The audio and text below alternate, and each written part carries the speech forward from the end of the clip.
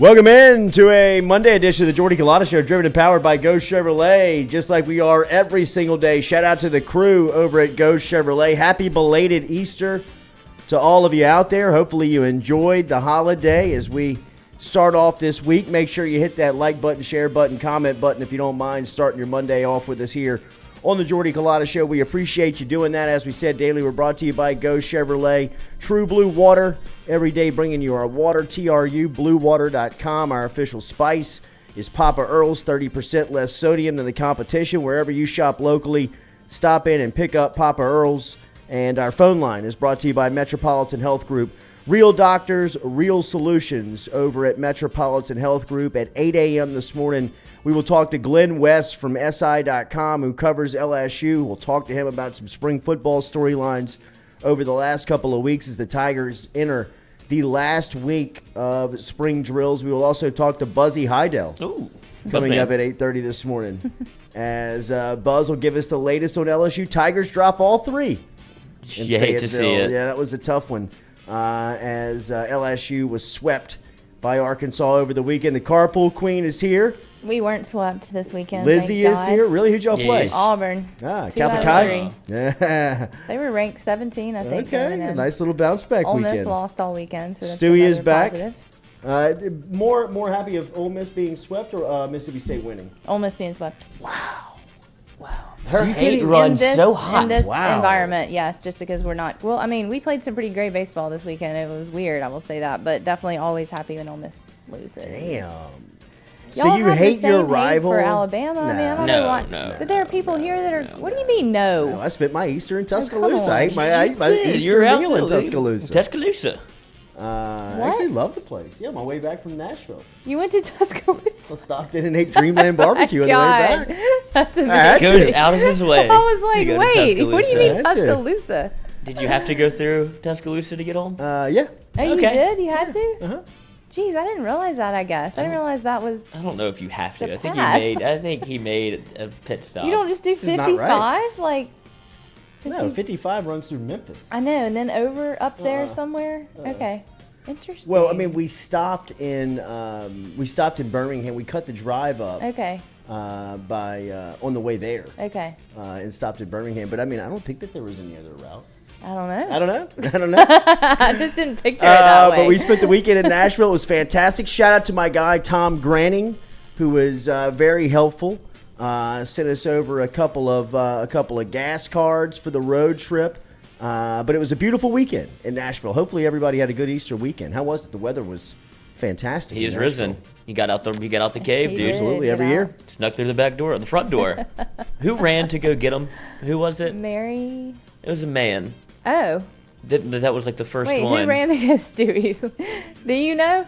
I don't. That's why I didn't say nothing. I should know. Down. I feel like I should have this memorized by now. But they raced. The way that it goes in the Bible is that like they raced to go see that they had heard news that the rock had been moved, and it was two disciples. I just wondered which one was faster. I'm not sure. Because I mean, you get to write it in the book. Who. First one to see. You're breaking news. Peter, Paul. You're forever remembered as the one that saw it first. So I would imagine that they were sprinting. I just wonder who's faster. Yeah.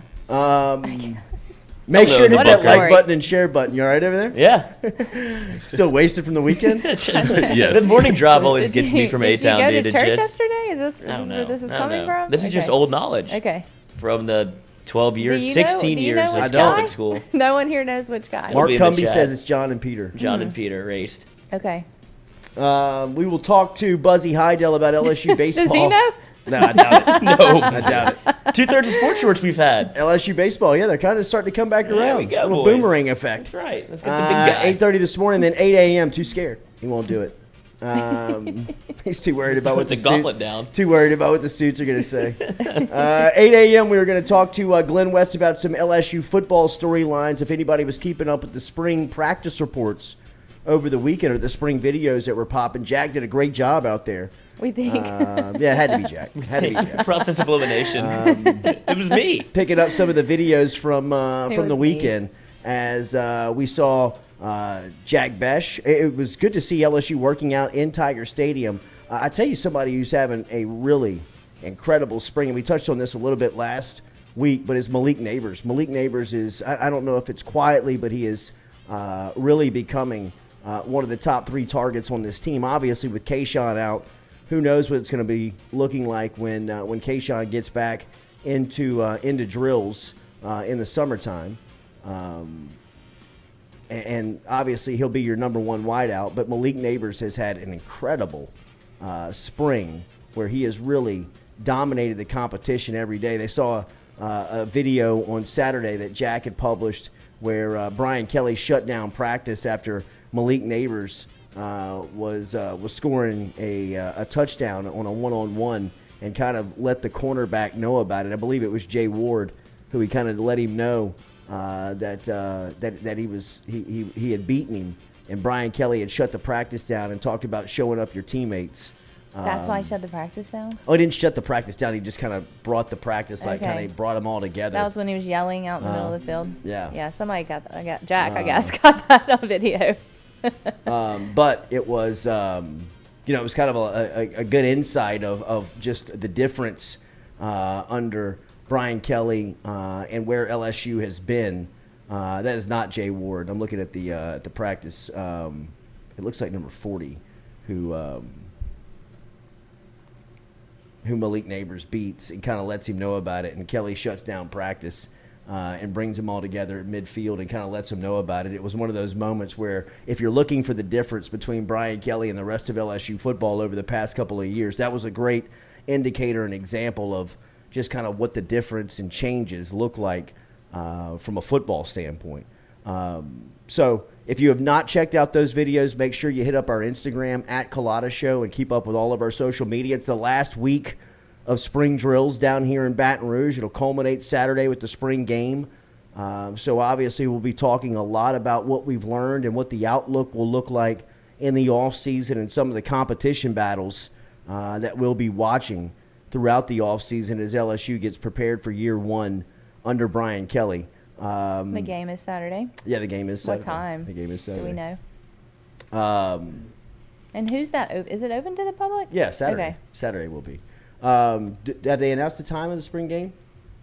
I mean, I'd imagine that it'd be announced going on the They're not doing anything off of TV. Yeah, they're not doing anything crazy like they tried. Didn't they try to have it at night whenever Coach O first started? Yeah. They tried to inject really? some life into the LSU spring game. That'd be cool, I guess. It would have been cool. I think it got rained out, but LSU is always trying to make the spring game more popular than I guess it should be, because when you look around the SEC, Georgia has a big spring game, Alabama sells it out. Yeah, this past weekend most had them. Mm-hmm. Spring game is April 23rd at 1 p.m. 1 p.m. Well, afternoon drive. Yeah. Nice. Might be a little hot. But it'll be this Saturday, 1 o'clock, as that'll be in LSU's Tiger Stadium, and that will be the final workout of spring here under Brian Kelly in year 1, as we'll be covering the practices this week. This week, Tuesday is closed to the public. Thursday will be open. We'll have that covered for you, and then obviously Saturday's spring game will be covered for you here. So make sure you're keeping up with everything at Culotta Show. We'll talk more about LSU football with Glen West, who is with SI.com, coming up here at 8 a.m. We'll get Glen's storylines and some of the things that has jumped out to him in covering all of this spring, some of the position battles and new faces and new names that has really jumped out and that he's paying attention to. We will talk more about that coming up at 8 o'clock with Glenn, and then we'll also talk some LSU baseball with Buzzy Haydel coming up here at 8:30 this morning. But yesterday, it was cool to see the NBA playoffs get moving and the Pelicans going up against the top-seeded Phoenix Suns. Looked like they were going to get run off the floor when that game started. I mean, Phoenix came out, and obviously the Pels have been going through, an incredible end-of-the-season push to even get here, right? I mean, on Friday night, they had to win the play-in game 105-101, and they surprised the hell out of Los Angeles as they travel into L.A. and beat the Clippers on Friday night, a part of the play-in tournament, and able to stamp their ticket to the NBA playoffs. And last night, Phoenix came out, and they were on fire, man. You could see that Phoenix was playing with much fresher legs than the Pelicans were, and I believe in that at this part of the NBA season. When the NBA it comes down the stretch, and you're a team that's really pushing towards the playoffs and trying to get in, and you're exerting a lot of energy every night on the back end of an 82-game regular season schedule with the possibility of playing at least 5 more games when you're talking about playoffs with the Pelicans. And you've got this emotional, physical push that you are, pushing your body to the limit.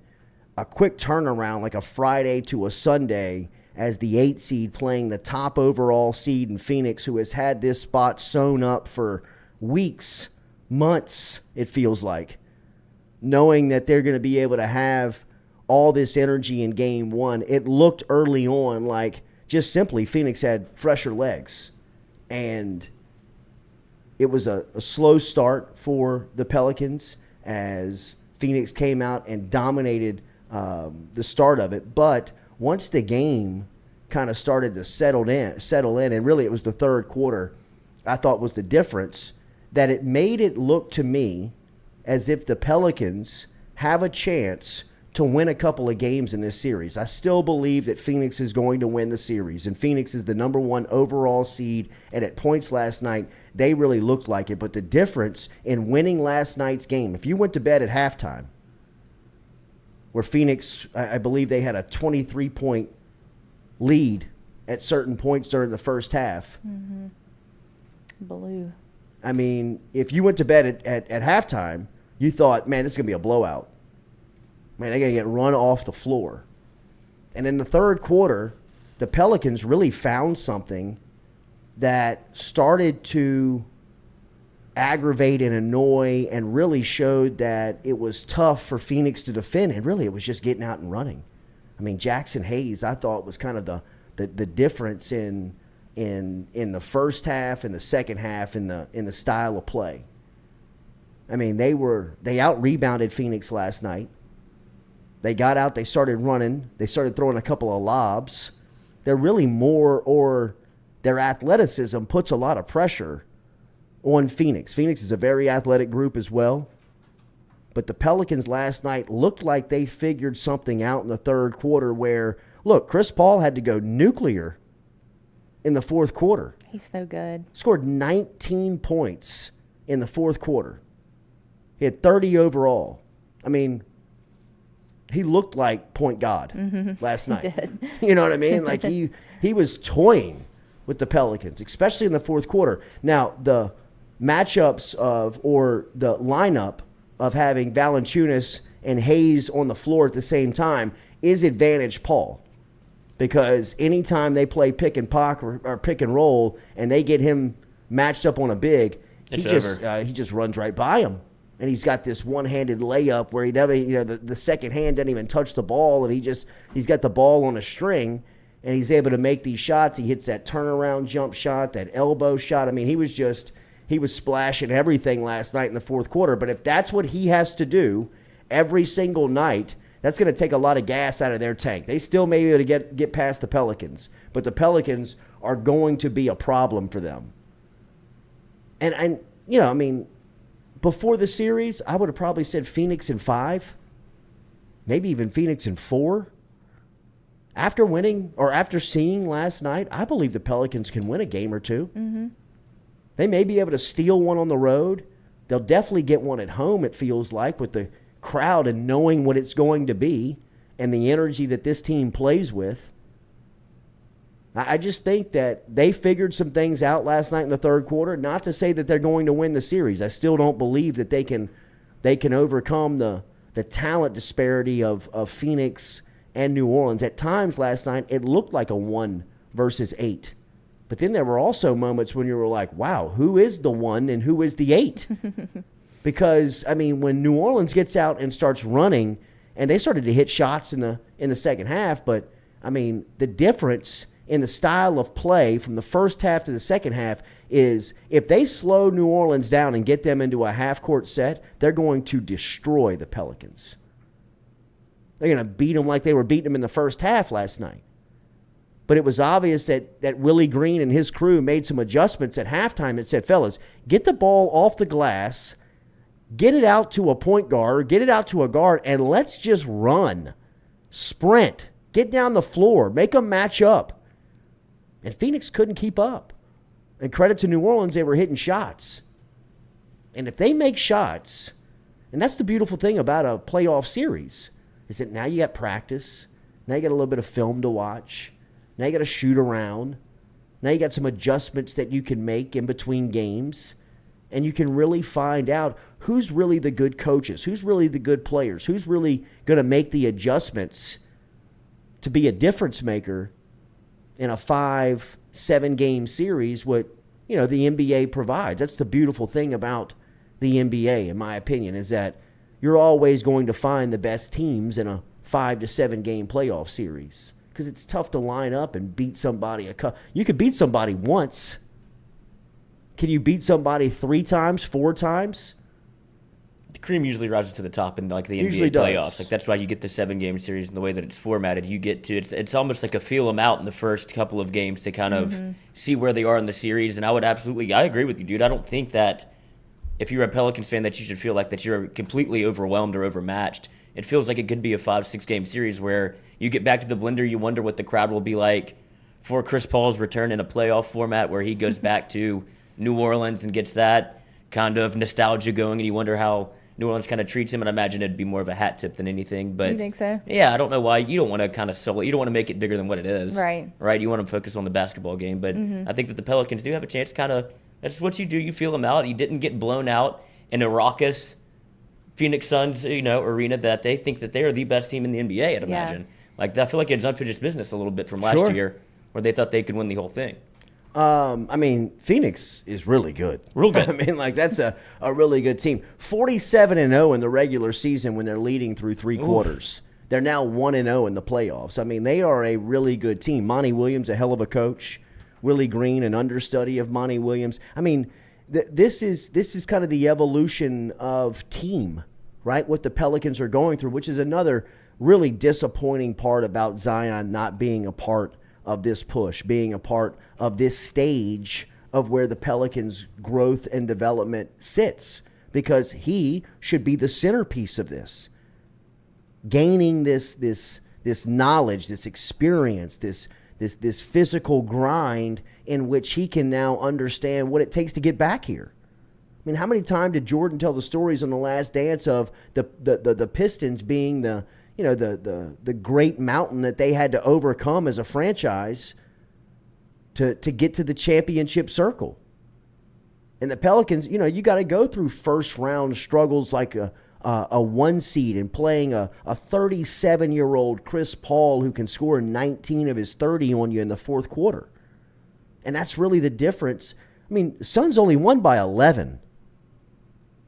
If you go to bed at halftime last night and you wake up and you see that the Suns only win by 11 and that Paul scored 19 in the fourth It was to on do it. consecutive possessions, too. Like, he did it Oh, he just took the right game then in over. the end. No, Chris he took Paul the game 3, over. Chris Paul assist, 3, layup he jumper. took it over. That's it. He took 7 the to game over. 14. It was crazy. And that's what Chris Paul can do. Yeah. That's what It makes him is. so. Well, that's what great players do. Right. This is the difference. This is where you find the difference makers in the NBA playoffs. He's one of them. Absolutely. That's what, if you go all the way back to when he was in Houston, they were a Chris Paul away from being able to go to if he the doesn't get NBA hurt that Finals. night. Yeah, because he is the guy that can get you those. Yeah. Especially the way that Houston played, where they shot a ton of threes and didn't really do anything in terms of like mid-range. Like Chris Paul is an absolute veteran playoff scorer to where he can get you a bucket anytime, and especially when you need one. Yeah. He just has to stay healthy. Yeah. If you hosted the weekend, if you've had family over and you got problems now with your plumbing, you can get in touch with Barker Brothers Plumbing and Works. Number one in a number 2 business, specialized in all works of plumbing, that is industrial, commercial, and residential. They can help you today. No website, no social media, and if you mention the Jordy Culotta Show, they'll give you a discount. 225-776-2431. 225-776-2431. Ate lunch last week with Jude Barker over at Barker Brothers Plumbing and Works, and my guy said that the phone has been ringing and that you've been requesting Barker's coming out and telling him that you heard it here on the Jordy Culotta Show. We cannot tell you how much we appreciate that, man.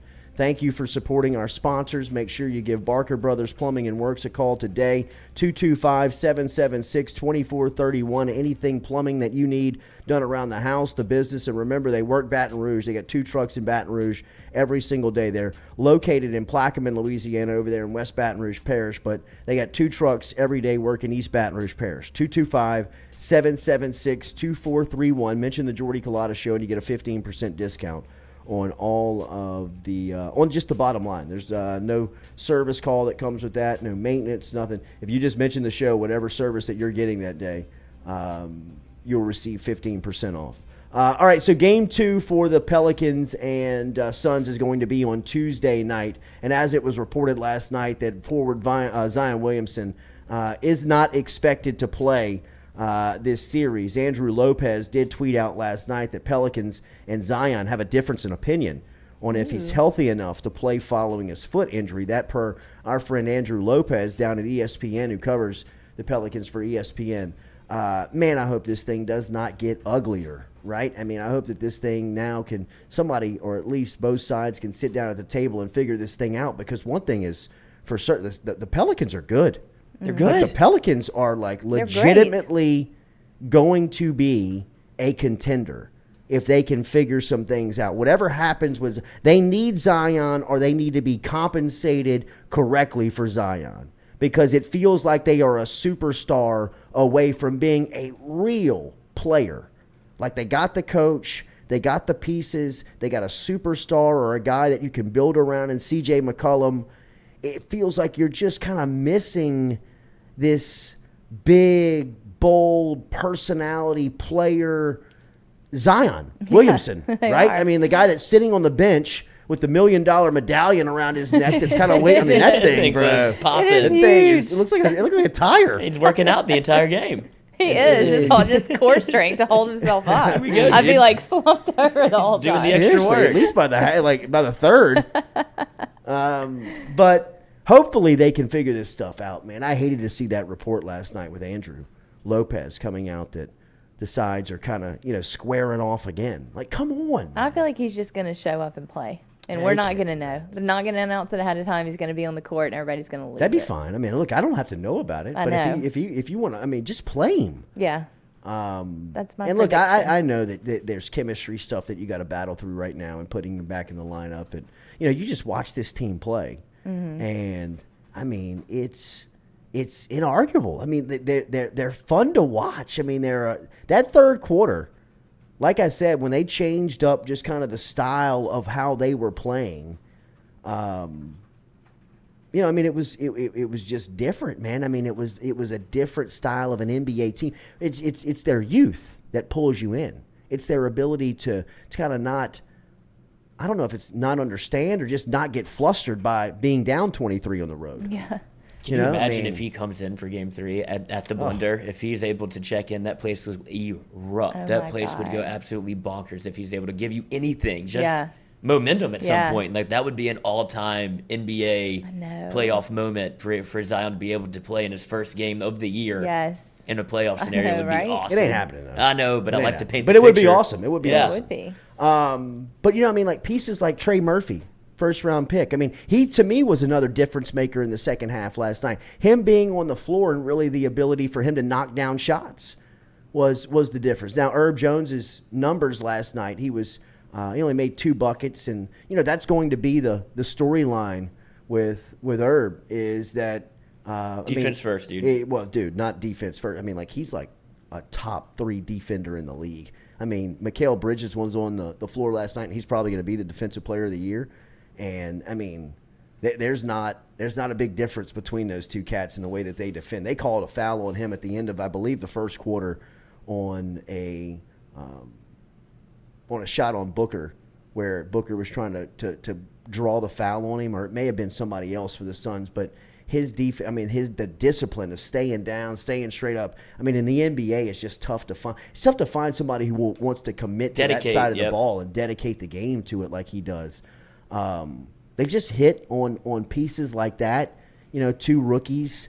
Valanciunas was obviously a great pickup as far as how he fits in and his physical style. It's just C.J. McCollum was a really nice move that they made last night. I mean, I even thought Marshall, their first-year player out of Xavier last night, Najee Marshall, was a difference maker on Booker in the second half on how he defended Booker. I mean, they're just a really fun team to watch, and the future of the Pelicans is cool to think about when you watch them play. Hopefully now they can just kind of get Zion in the mix here and they can get all that stuff figured out, because it is disappointing to see them playing so well and having these opportunities and him not being a part of it when he is expressing that he wants to be, and that he's also, kind of stating and describing that he's healthy. It's weird. It is weird. Does it feel like a wasted opportunity if you don't have Zion at all this year? Like, for them to be able to... It sucks that we didn't get to talk about the Clippers game, because that was an awesome game. It was a great game. And for the quick turnaround, Brandon Ingram. It was unbelievable. Brandon Ingram, and just the way that they played, and Willie Green in the huddle. Like, you can see the buy-in. They're kind of I would say, like, maybe the darling of the NBA at this point, where it's kind of the best story going with Willie Green and, like, his moment in the huddle. Where it's like, where else would you want to be? We're down 10? Like, it was just an awesome speech, but then you go right into Sunday. You didn't really get to enjoy it, but I don't know. Pelicans still have a chance. Yeah. Still have a chance. They do. Yeah, and I mean, I think that they're going to win a game or two. And again, I don't think that they're going to win the series, but I think that you saw some things last night that have the Phoenix Suns nervous as far as, look, fellas, I mean, you don't want to go 6, God forbid, 7 games with this group. You don't want to exert all this energy early on when, they kind of ran out of gas in the finals last year versus Milwaukee. And it's obvious it's a finals or bust type season for Phoenix, Chris Paul, and the crew. I mean, if Paul advances past this round, which, if I'm at the window and placing a bet, I bet he would, he's going to be 37 years old on this crazy. playoff push. Good for him. Yeah, absolutely. Jeez. Top of his game. All right. I know that people are melting on the NBA talk. One more thing on the NBA. Hopefully you're watching. And we'll wait. Hopefully you're watching this Kyrie, this Nets Boston series. Dude. Yeah. To me, it has a chance to be like an all timer. If you talk about it going 7, this series is going 7. Oh, it's going 7. Yesterday, Tatum hit a buzzer beater to beat Brooklyn right at the horn. But Kyrie had 39, and every time he goes back to TD Garden, this is going to be drama. I mean, Kyrie has embraced being the heel, and he has stepped into a city that is built around their hate for sports, athletes, and stars. And Kyrie is got the bullseye on his back, and he is not running from it. I mean, there were multiple times yesterday where he turned around and interacted with the crowd.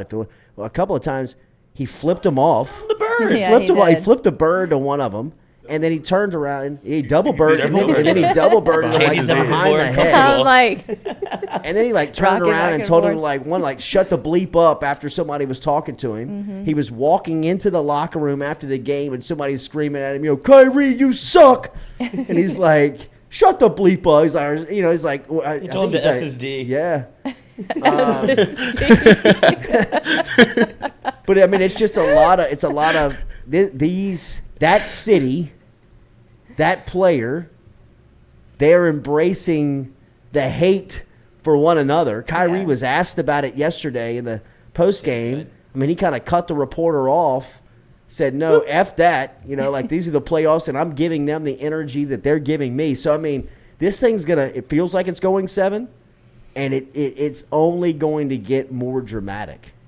And Kyrie is balling. I mean, he is at the top of his game right now. At 39 yesterday in TD Garden. I mean, he's going on stretches where he doesn't hit the rim.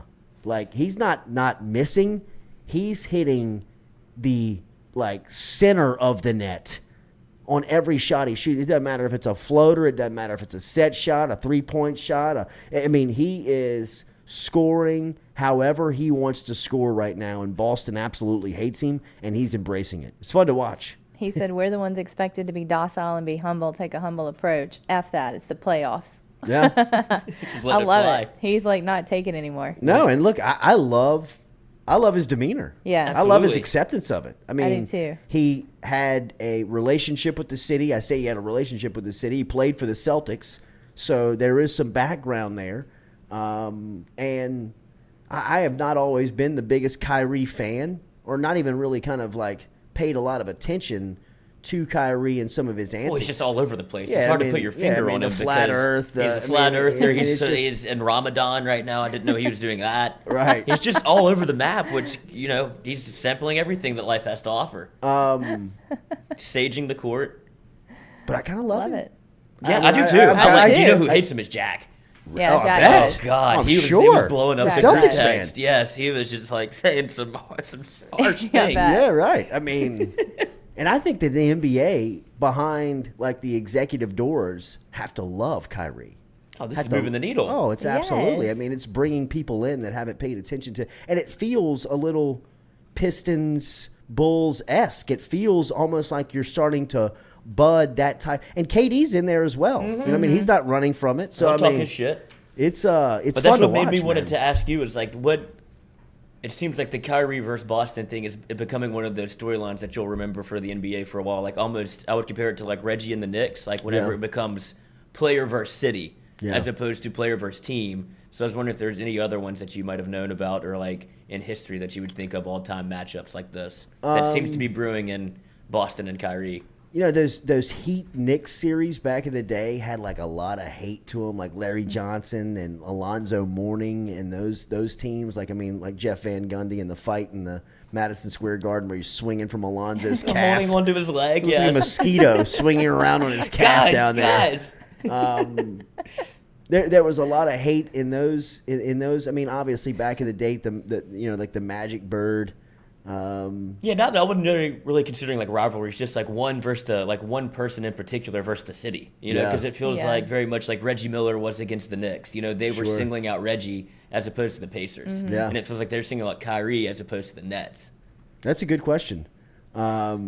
What about these random ass protests Oh, I going love it. on? The I woman know. that chained I mean, herself to the Is goal. this over animal? This is animal right. Yeah, her shirt. and her, then somebody glued themselves Glued to their the woman hands. glued That's what I'm her saying. You're hand to the watching them. court. You're Yeah. watching them learn how to protest in real time. Yes. Like they're like, right, we glued our hand to the court. That didn't go over so great. Yes. Now we're upping the ante to chaining ourselves to the basketball goal, which took more time off the clock. So they're getting there. I don't know what's next, but they're going to do something else, I'd imagine. Her T-shirt said "Glenn Taylor roasts animals alive."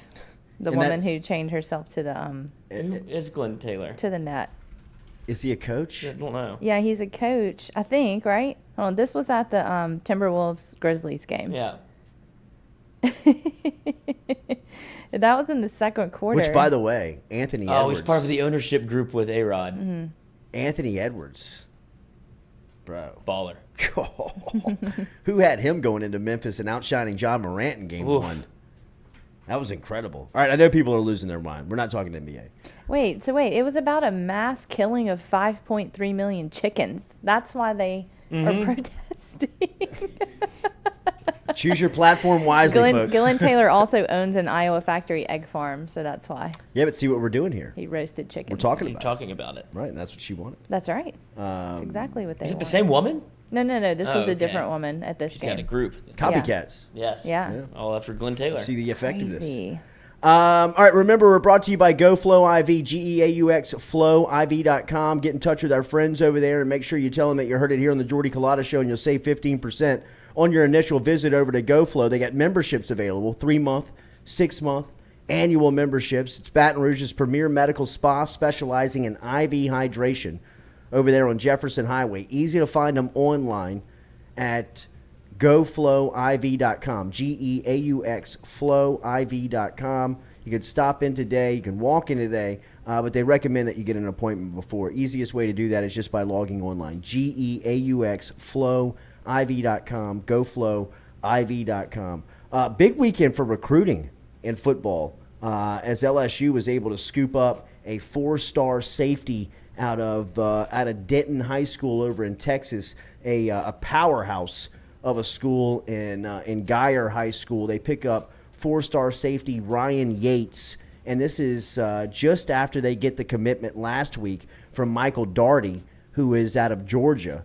and Darty is a 4-star safety as well. And just kind of reading up on some of these on these commitments and these players, it seems as if these two guys complement one another really well as far as the defensive backfield goes. Obviously, this is a huge pickup for Brian Kelly, for Kerry Cooks, for Matt House and the defensive staff over at LSU in picking up these two safeties in a couple of days apart from one another. Obviously, defensive backfield is a huge area of need for LSU. I'd expect them to sign probably 6 DBs in this class. And getting 2 commitments last week from this caliber of player in Darty and Yates was a huge jump-off point for the recruiting department and recruiting season for LSU. In reading just a little bit about them, Yates, more of a cover guy, a little bit more in your face, a little bit more brash, a guy that's outspoken, very confident, can cover on the back end. And then Darty is a guy that plays a lot around the line of scrimmage. I believe he had 15 sacks last year as a junior, as a safety. Wow. Coming off the edge. He's a guy that they like to bring into the box. He's real physical, can bring him off the edge, can get to the passer. Like we said, his sack numbers were really big last season as a junior. These two guys complement one another really, really good as far as on the back end of the defense. So nice gets for LSU football and recruiting over the weekend to pick up Ryan Yates, the 4-star safety, rated the 7th best safety in the country according to 247. He is the 4th best player ranked in the state of Texas. He chose LSU over Texas Tech, Cal, Michigan State, Texas A&M, Texas. LSU was the winner on Saturday for Ryan Yates. And then, as we said, Michael Darty, who is out of Grayson High School, pledged his commitment to the Tigers last week. That safety room is really kind of starting to shape up if you're looking at the future. This year, I think they're going to be in a predicament. They're going to be in a bind. They're going to have some guys step up. Sage Ryan, really, to me, is the X factor. They need him to step up, and they need him to be a player. Quite frankly, they need him to be a 5-star. They need him to be on the field. And right now, I think he's a little further behind than they would like him to be, but they're trying to catch him up to speed and trying to put him into position where he can be out there and play a lot of football for LSU this year. They need somebody to step up. They need somebody in that room to step up. But the future of the safeties room, to me, really, it looks and is going to be one of the strong parts of the squad moving forward. Think about it. Jordan Tolles next year is going to be a senior.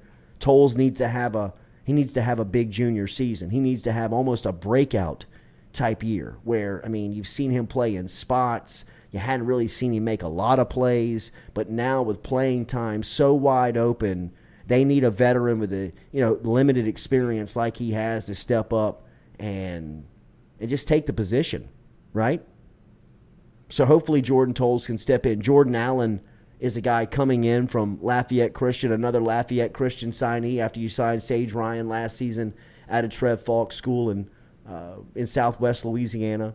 Obviously he's going into his first year, so you don't know what to really expect from Allen in year one. But like I said, with the amount of playing time available, you would assume at some point this season he's going to get a crack to get out there.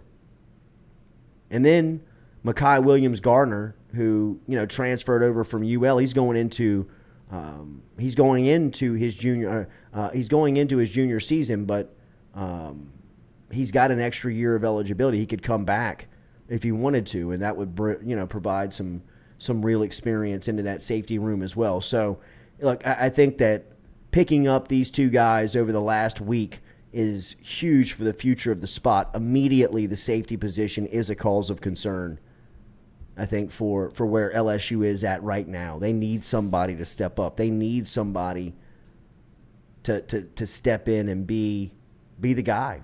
And hopefully they can find that over the next couple of days here at the end of spring, and then begin to really start that process into the off season and going into fall camp when you get everybody from the recruits and all of the transfers, everybody that is going to be competing for next year's team on campus. So we'll see, man. I think that it's going to be really good competition.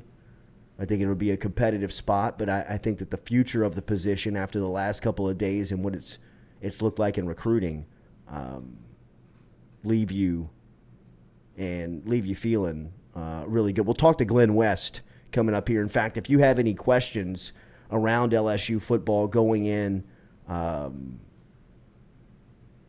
to spring, going into the final days of spring, and then going into the off season, the summer, and to fall camp, shoot them into the app, into the chat app over on YouTube, and we'll ask Glenn coming up here at 8 o'clock this morning if he's got any questions about what's going on.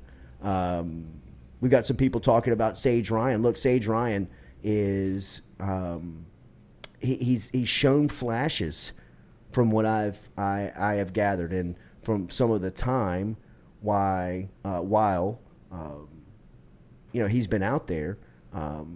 It's been a learning curve with new coaches and new DBs coach and all of that stuff that comes in. But, as far as being able to stay on the field, I think that they're still kind of waiting to see some signs of Ryan on why he can be trusted and how consistent he can be in playing in this defense. So I don't think that he's answered all the questions. He's still young. It's only his first spring, his second season playing in the SEC. So, how much do you expect to see from those guys like you listed, a Jordan Tolles, a Sage Ryan, as opposed to the transfer portal guys that they brought in? When you think about both of the guys coming in from Arkansas, I know they added another corner from Oklahoma State, but his foot's broken, I think, at the moment. But whenever you talk about LSU recruiting and the old guard that's still around versus the guys that Brian Kelly brought in, which one do you see making more of an impact? I think that you're hearing really good things about Greg Brooks. Every day. Yeah, every day you're hearing things about Greg Brooks. Every day you're hearing things about Joe Fuchsia. I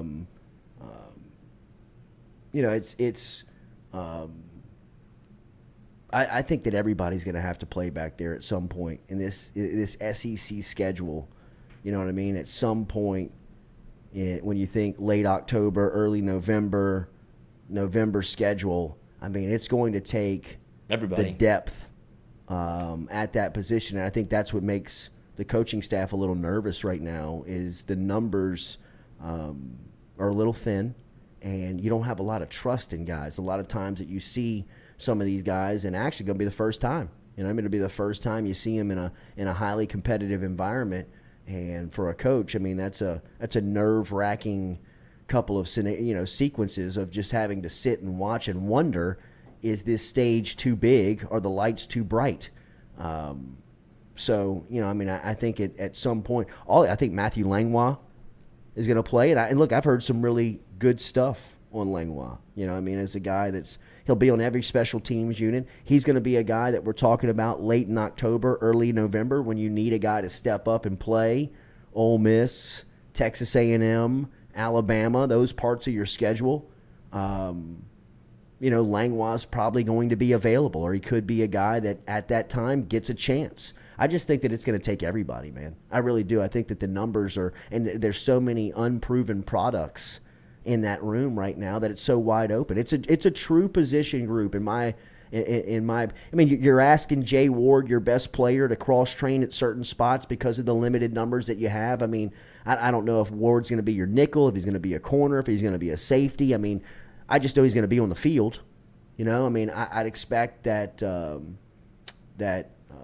Makai, Gardner will be on the field. I expect Greg Brooks will be on the field. But outside of that, I think that it's going to be people rotating and coming in. I think that they wanted Converse to be a guy that they could count on, the Oklahoma State DB that was transferring in, but with the foot fracture and, having to get him rehabbed and back on the field, you just don't know. It sucks that he can't go through spring. So I think that this defensive backfield is going to be pressed to the limit this year, like or at all spots, just because of the lack of numbers. And that's what BK said before like talking about the spring game, which I think do you think it'll be more attended than usual just because of all the new faces? I think people have questions. Yeah. You know? And look, man, we hadn't talked about Major Burns. What happens to Major when he comes back? I think Major kind of gives you the luxury of now, you know, he's got the smarts, he's got the experience. You know, how does the ankle kind of come back from the rehab? He now gives you the luxury that you can use you can use the versatility of a Jay Ward. Maybe you can bump him out to corner when you got Major Burns that can play safety. Because I don't know how many guys they trust at corner. Right. I mean, I think just total turnover. Yeah, I mean, there's new faces. You know, I mean, I think that, you know, if you just gave them the depth chart and you were looking at it, you would probably say that I feel like I need to study it. Converse and Gardner Williams would probably be your starters, right? But then you put them out. Who knows? You put them out there in game one and say Florida State just torches them real quick, and you'll say, "Oh shit!" Back to the drawing board, they can't play corner at this level. You know what I mean? What do you do? Well, Jay Ward's our best player back there. Well, you might have to slide him outside. Well, who's going to play in the back end? You know, somebody's got to have to step up. Dr. You know what Todd. I mean? It's oof. You know what I mean? That's stressful. Could go nights downhill quickly for a yes. coach. You don't know the answers to that. Remember, daily, we're brought to you by City Cafe, citycafebr.net, citycafebr.net. Get in touch with them over at City Cafe, and they can help you out. Great lunch specials every single day, as we said. And look, it's crawfish season, man. It is seafood season with crawfish around. And if you're looking for a place to go and get some crawfish, check out City Cafe, citycafebr.net. O'Neill and George O'Neill, over 100 years in business. Squeaky Miranda, Dirk, Cody and the crew helping you out every single day. Brunch on Sundays and lunch specials every day. If you want to find out what's for lunch today, just log online, citycafebr.net. Make sure you tell them that you heard it here on the Jordy Culotta Show. Hour two, we're going to talk more LSU football. Glen West is going to be here at 8 a.m. We'll talk some LSU baseball at 8:30 with Buzzy Haydel as the Tigers were swept over the weekend. Wally Pontiff Classic Jr. coming up this weekend from the box as they will play the Cajuns. They'll play them midweek here for the matchup here for the Wally Pontiff Classic. So we'll talk to Buzzy about his thoughts on LSU baseball at 8:30. Make sure that you get any questions in that you may have. Always pretty humbling to be out and about, man. But it was cool being out. We were in Franklin, Tennessee on Saturday, walking around old historic downtown. Kelly and I took the weekend and just kind of got away. We didn't have Jordan. Jordan was with his mom for Easter, and family was kind of split up and doing their own thing. Kind of everybody was kind of all over the place. So Kelly and I decided to take off and go to Nashville for the weekend, which was a great trip. How far is that drive? A great town. 8 hours? Ooh. 7.5. Like I said, we That's split it borderline flight. We split it up. It was a borderline flight. Shout out to our friend again, Tom Granning. Really helped us out with the gas. I mean, gas in America right now is embarrassing. Yes, it is. It is just It's insane. It's insane, man. It might have been cheaper to fly. It could have been. Yeah, it might have been. Could have been. But I will say this. So on Thursday, we split the drive up, and it was cool. We stayed in Birmingham, went to a great little kind of like a sports bar dive place called Odie's in Birmingham. And shout out to Kelly's friend Turnley, who took us in. She lives there and had us over for Thursday night and went out and grabbed a good bite to eat. Then we woke up on Thursday morning, and on Friday morning, and made our way into Nashville.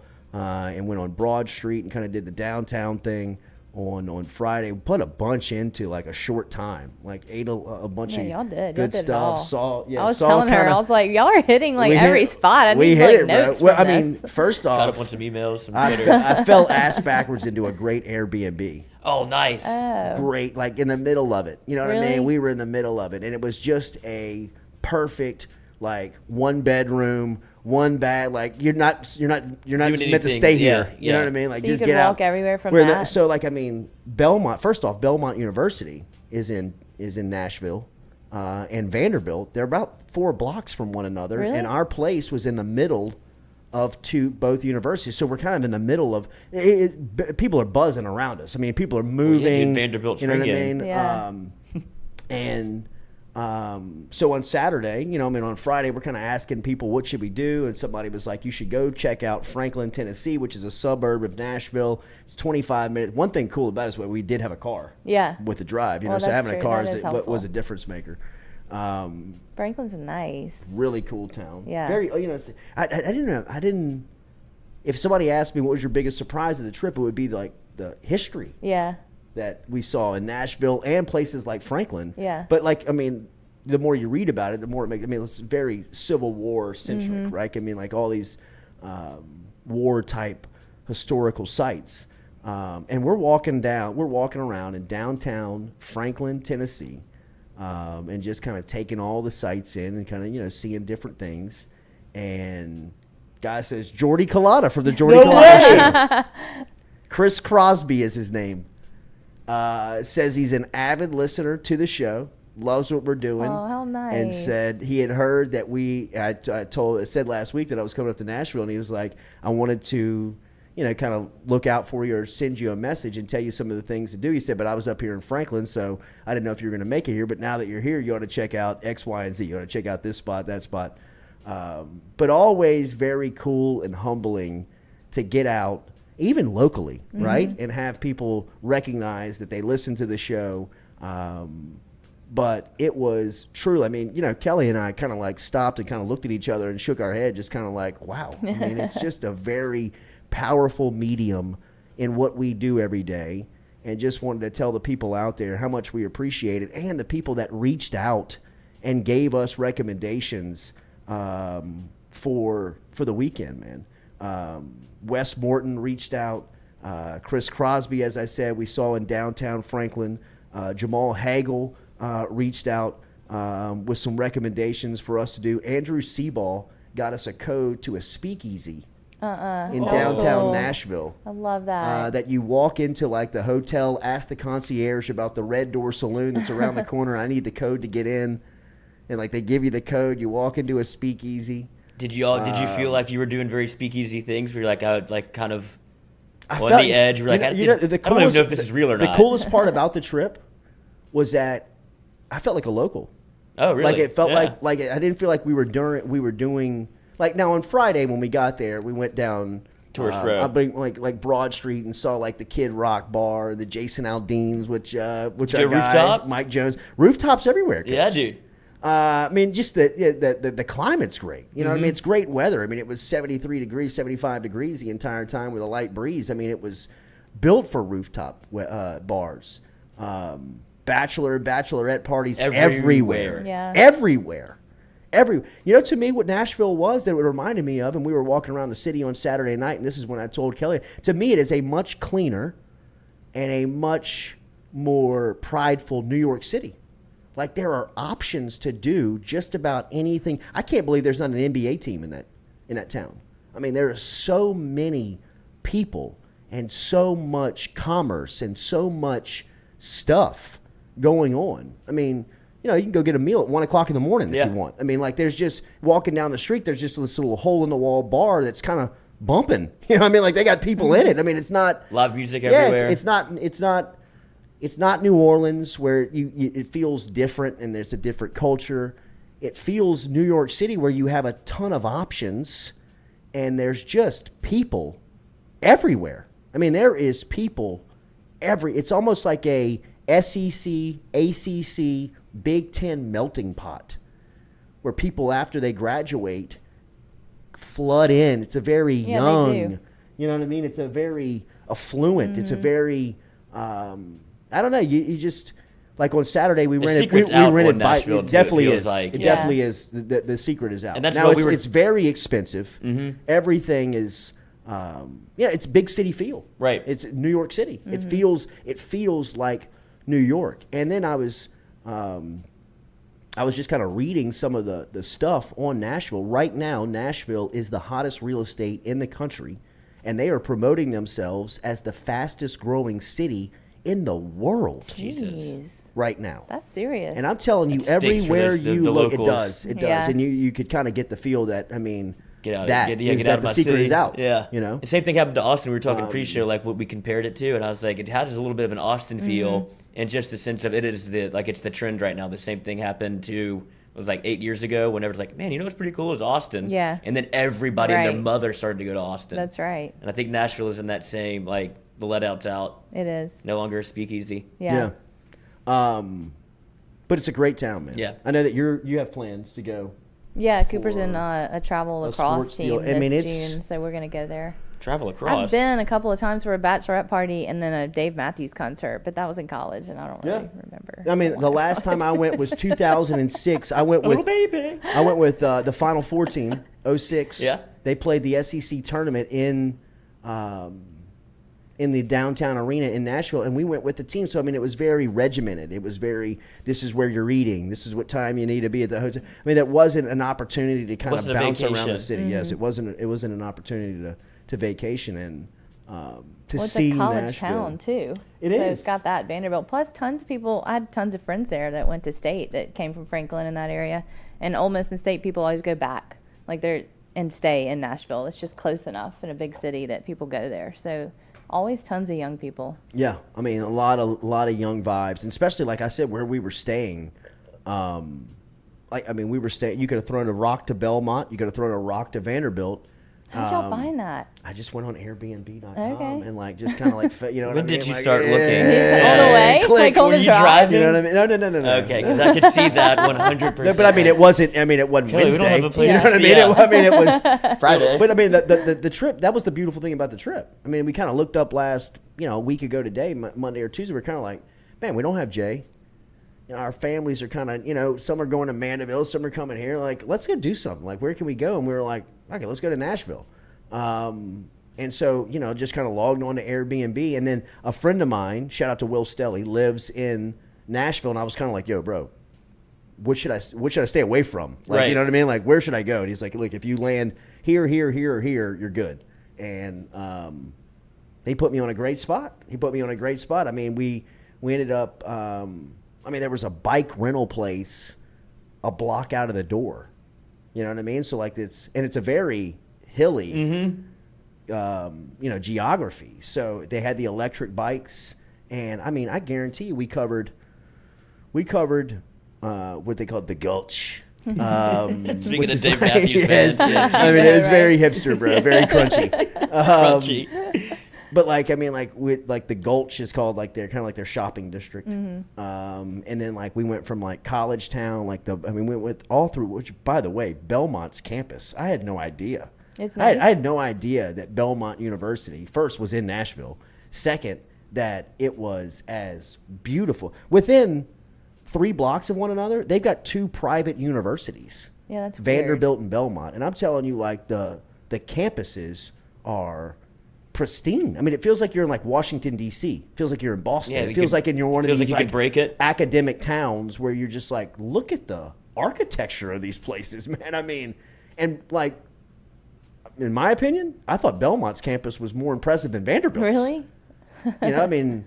You just have this tight area of town to work with, and just I don't know. I thought it was great. I just thought it was a great getaway. It was a great town. Nashville's got really good vibes. The food was good, the entertainment was good, the people are pretty. I mean, it was just everything seems like it's buzzing. You know what I mean? There's an energy to you it. You feel like you're in the right place. Yeah. You know what I mean? It feels like a lot of cool shit's happening around us. Speaking of buzzing, we're not calling Buzzy yet, but Glenn, we got to call Glenn, Yes. We will get to he's on right here. I see Big him. G. There he is. Big G would probably be the number 1 pick in the media basketball pickup game, just because of size. A legit 6'10". We'll get a size. I'm not good at this, but I would say 6'9". Make him stand up. 6'9". Stand up for us. Glenn, stand up for us real quick. Watch This the might be fan. awkward. Watch your head. This could be awkward on the right. shot. Watch the fan. The crotch. I got to We pull it back a little We might bit. get a crotch shot here because he's going to go straight to the. I mean, we're talking Yeah. long Yeah, look at the wingspan. wingspan. Yeah, Wingspan. absolutely. Yes, good size hands. We'll go with Glen West from SI.com as our number 1 pick in the pickup basketball game. Glenn, good morning. How are you, buddy? I'm doing great. I'm honored, and honestly, Jordy, it sounds like you have a future at TripAdvisor if you ever get bored with the That's so with true. the radio listening to gig. us. So Thank you, buddy. If you got it in over there, You let got- us you got know. you got me wanting to go to Nashville now. Yeah. Have you ever been? Never been to Nashville. No, I'm hoping I can get to go on some more trips. Been pretty locked and loaded here in Baton Rouge for the last 5 or 6 years. So. 6'9" or 6'10"? What are we claiming on the scouting report?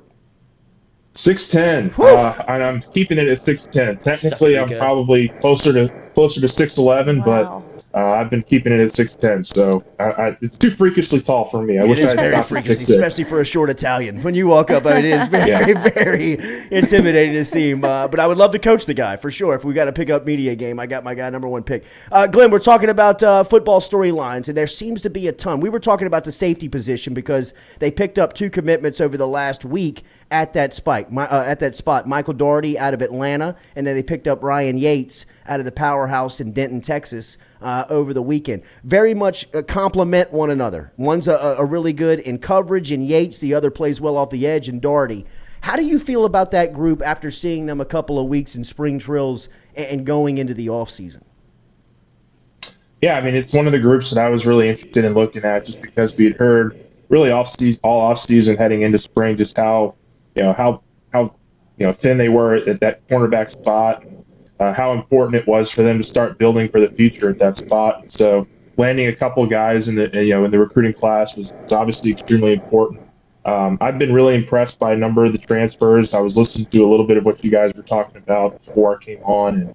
And Joe Fuchsia has been really impressive. Greg Brooks has been really impressive. But those are guys that are going to be here, honestly, 1, maybe 2 years. And you got to start building for the future. And I thought it was really important for them to land Yates and Doherty. I think Doherty's been on their map for a long time. I remember talking to him a couple of years ago when he was like a freshman. He was getting offers from LSU and looks from a lot of big programs. So definitely a huge get to get a top 100 player in the country. And I think they're just starting to get the ball rolling. I think you'll see some more action here in the next several weeks. Where do you think Jay Ward serves this team best? If you're giving Jay Ward, you say, hey, look, for LSU to be as good as they can be, Ward needs to play here. Where would that be? Yeah, I mean, I think he's done really well at free safety. I think that's kind of his natural position. When he made that transition last year, I know it took a little while for him to get used to, but he really thrived. I thought last year. I thought he was one of their more impressive players on the defensive side of the ball, and I think he certainly has a future there. And it kind of, I kind of go back and forth on this just because they've been trying so many guys out at that corner spot. Jordan Tolles, the guy who's been taking some reps at corner. They're going to start moving Greg Brooks over to corner, I think, very soon. So, they're putting a bunch of guys and throwing a bunch of guys at those boundary corner positions that I think it allows you to have a little bit more security with your depth at the safety position, just because you got Sage Ryan, you've got Derek Davis, you've got Matthew Langlois, you've got Todd Harris. You've got a lot of guys back there that you can throw out at safety. Then it allows you to be a little bit more, be able to mix it up a little bit more with the cornerback spot. How have you seen Sage Ryan's development here in this spring going into this offseason?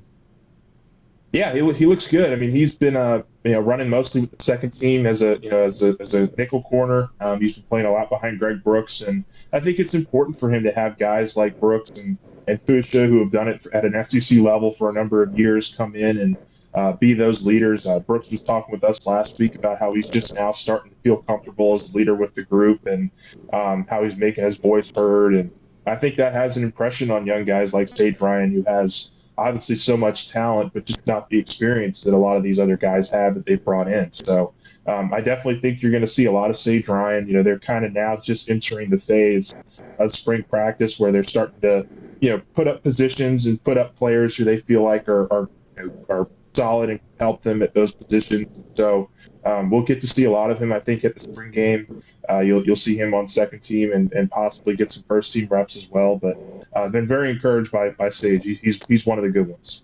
Glenn, it seems like Malik Neighbors is having a breakout camp. Wide receiver is a position group that people are very confident in the talent level there. Where does Neighbors fit in, and what have you seen from him over the last couple of weeks? Yeah, he's a first team guy. He's a guy that is really impressed. runs such great routes. I think that's probably the biggest thing that I could say about him is his routes are so crisp. He's able to catch balls in traffic. He has strong hands. He's done a tremendous job as being one of their outside guys. He's really played a lot on the outside with Brian Thomas. They mixed in Jeray Jenkins and Jack Besh as well. And, really you just start with those four, and that's a great starting four for really any team in the country, much less, you could be getting Keishon Butte back next fall. So they're certainly in a good spot with receiver. I really like what Neighbors has done. He's got a great rapport with Miles Brennan. They've been hooking up a lot for some good passes. He's got a great rapport with Garrett Nussmeier.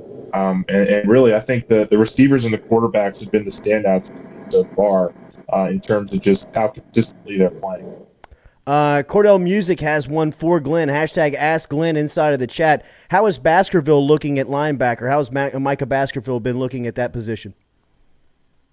Yeah, so they've been really rolling out a lot of Mike Jones and Greg Penn with the first-team linebackers. They really like those two guys. I think Baskerville has kind of been caught a little bit of a numbers game so far this spring. That's not to say he won't push his way into the starting group. He's obviously the most veteran presence on this linebacker unit and obviously has a lot of experience playing in the SEC. You're going to have to use a lot of rotations, I think, come this fall. And I think Baskerville is certainly going to find his way onto the field. But he's been working with the second team so far. We'll see if he's able to push his way up the depth chart ladder here towards the end of spring. But he's looking solid. He's looking like what a veteran linebacker should. And I think it's just been because, Mike Jones and Greg Penn have taken such big leaps in their game that they're out on the field with that first team. Big Glen West, who covers LSU for Sports Illustrated, joining us here on the Jordy Culotta Show.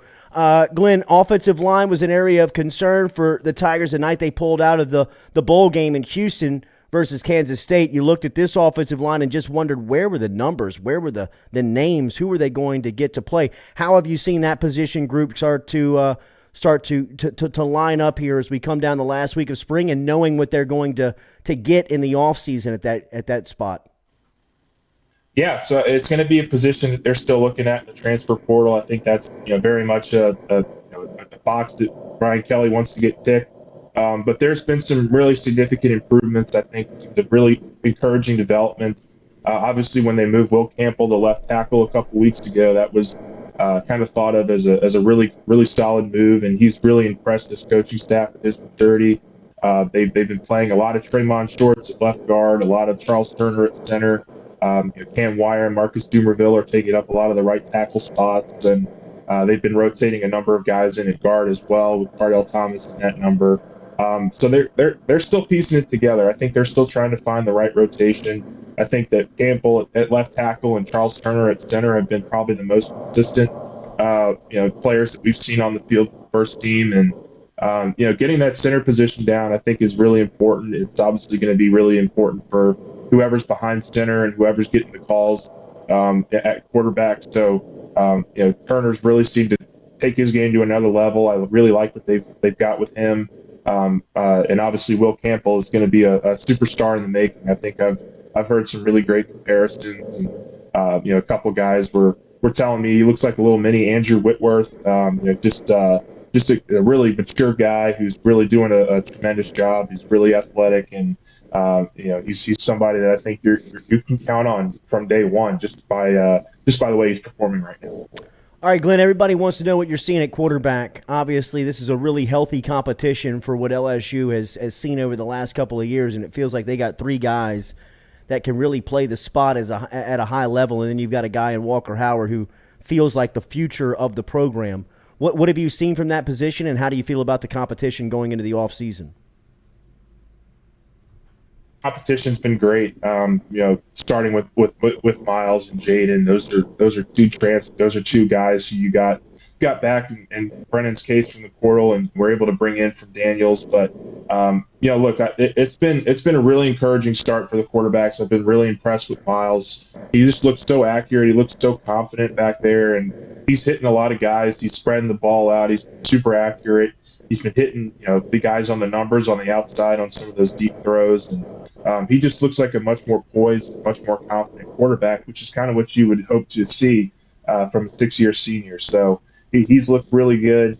Honestly, Nussmeier, in my opinion, has looked like right there with Brennan in terms of just the confidence and the athleticism and some of the balls that he's able to squeeze in there to receivers that don't look open, but he's able to get it in. And so I think it's been a really great start to spring for those two guys. Jaden Daniels is somebody who they're working a lot with the RPO with.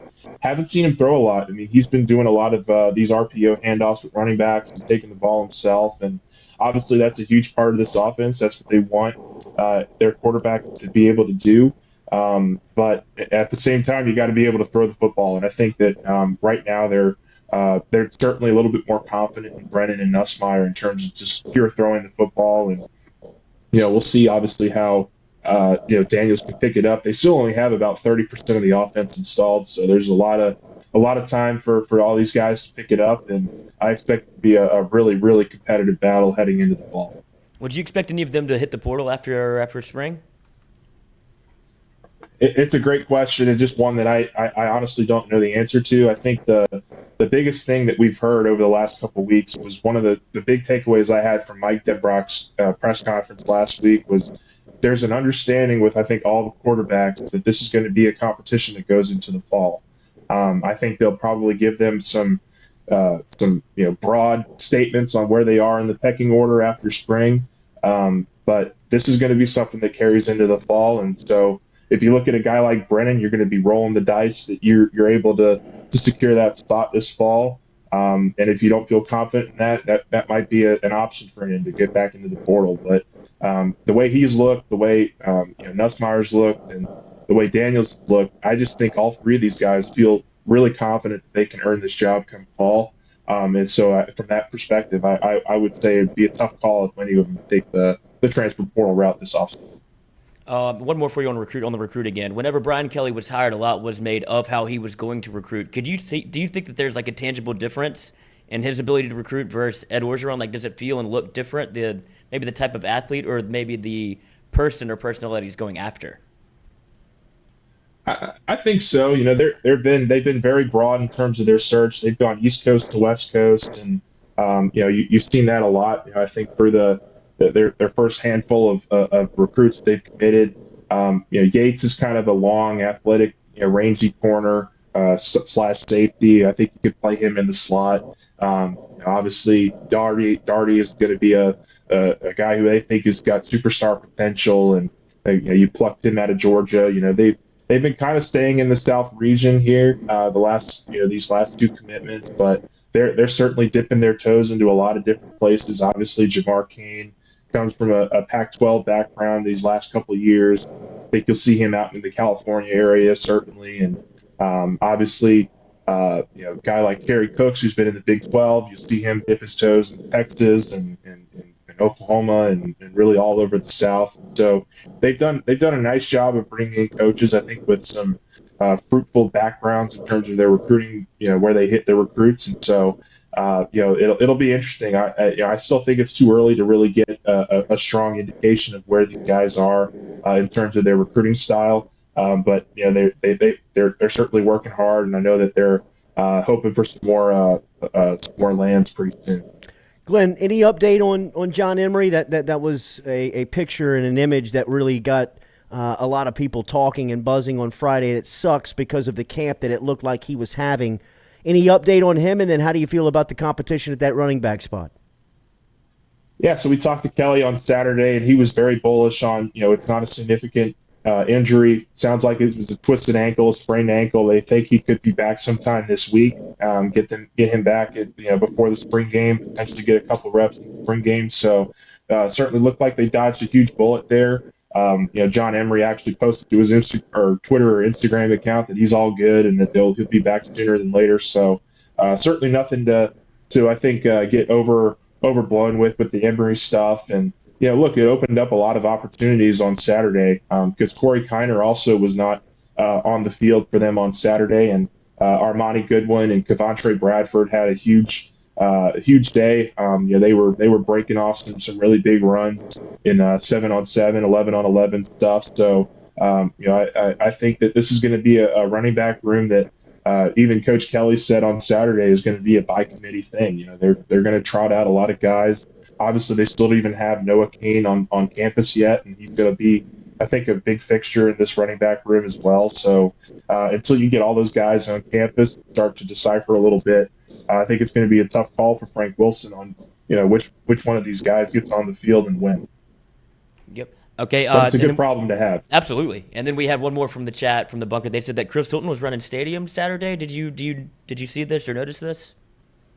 Yeah, so Hilton's actually been out for a couple of practices now. I did see him running around, and he was doing some stretching, I think, on the field before practice, and then obviously into practice as well. But yeah, he's a little banged up right now. We're not sure the severity of his injury yet, but he's another guy that you can add into that receiver mix that was looking really good to start spring. They had him on the outside, and he was really blazing past guys on those first couple of practices and looking the part of an SEC complimentary piece. So I think you get him back, and you add obviously Butte into the mix. This is going to be one really deep receiver room, and one that I don't really know how you're going to be able to get all these guys on the field, honestly. So more rehab than punishment.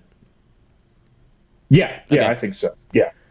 Big Glen West from Sports Illustrated. LSU Country on Sports Illustrated is which you can follow him on Twitter at LSU_SI.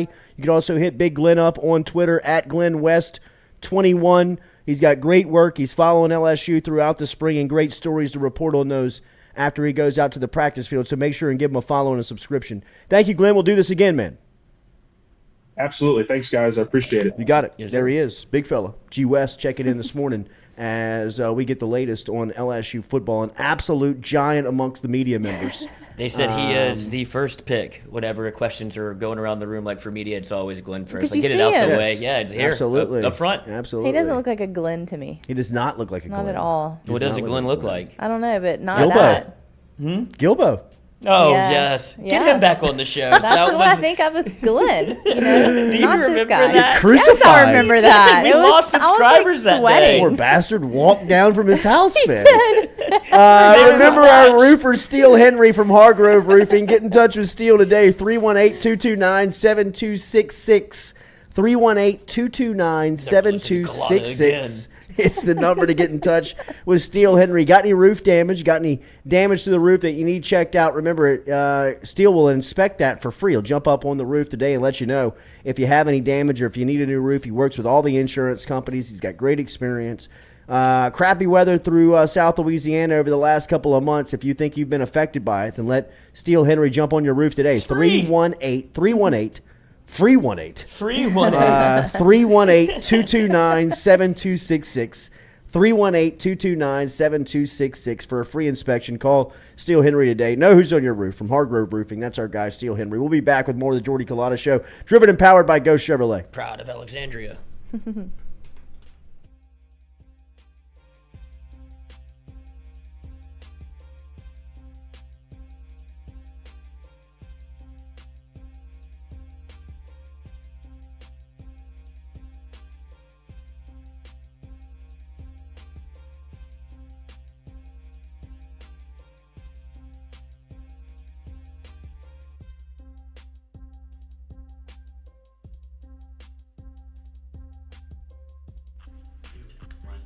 Hey y'all, it's Mikey from Mic'd Up. Catch us live every Monday and Wednesday, 11 to 1. Talk gambling, talk sports, have a ton of guests in here, get a little perspective from the athlete side of it. We got Lloyd in the house, Jay Mitch is in here a lot of the time. It's a fun show, great show. Please like, subscribe, share with your friends. If you don't like it, it's fine. Make fun of us, it's okay. Just get us out there, share us out there. We having fun, we want to share our fun with you. Like I said, Mic'd Up, brought to you by Sterling Automotive. Every Monday through Wednesday, 11 to 1. Catch us live on YouTube, baby. See y'all. Southern Eye Centers, located at 6859 Jefferson Highway right here in Baton Rouge, has been serving your eyes for over 40 years in the capital region. They offer friendly service in a helpful environment with the highest level of personal care to manage your eye health and vision needs. If you want more information, log online to southernyecenters.com. That is southernyecenters.com. Stop in and check out their beautiful office located on Jefferson Highway right here in the capital city. And remember, each time you walk in there and you mention the Jordy Culotta Show, Dr. Ann Shaw and Southern Eye Centers will take 25% off of their fantastic selection of sunglasses. All you got to do has mentioned the Jordy Culotta Show. Check him out. SouthernEyecenters.com and located at 6859 Jefferson Highway.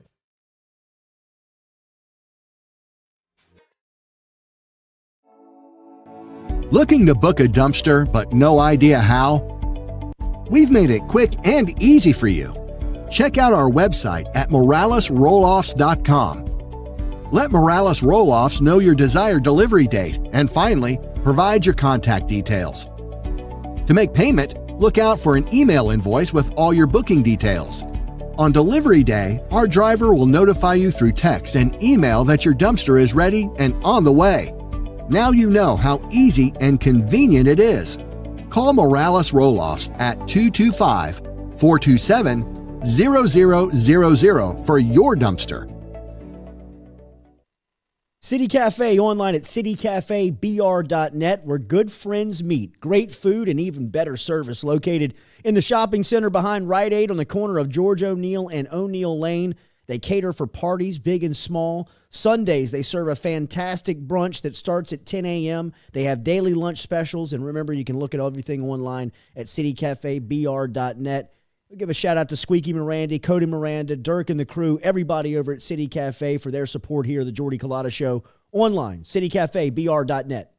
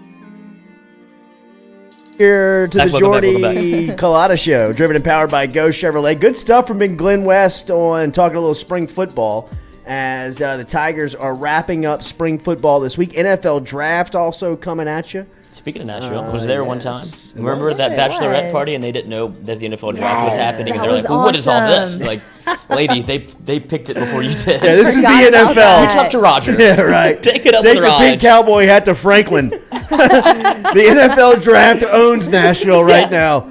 Ever heard of a little thing called the NFL? Right. Your SOL. Yeah, but yeah, it's done. It's cooked.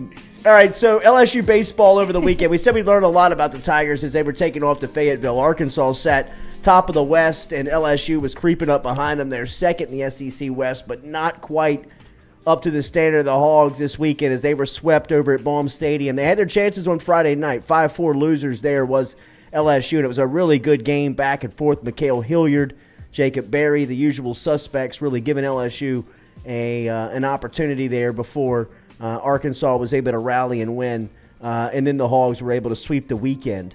Buzzy Haydel, who is a former East Ascension standout, a former Tiger, and now sitting below a couple of trophy bucks. Wow, look at our guy.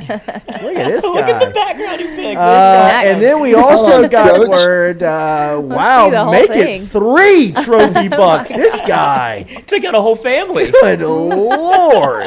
There's more. No, there's more. Other one. What are you sitting in the deer stand? He's a murderer. This guy. And then we get reports from Mikey Matuk, who I hate to, if this is not true, but I'll take it if it's not true. Yeah, if it's not true, this is on us. But if it's true, what an incredible nugget. did we hear that did you shoot scratch at Augusta, Buzz? Yeah.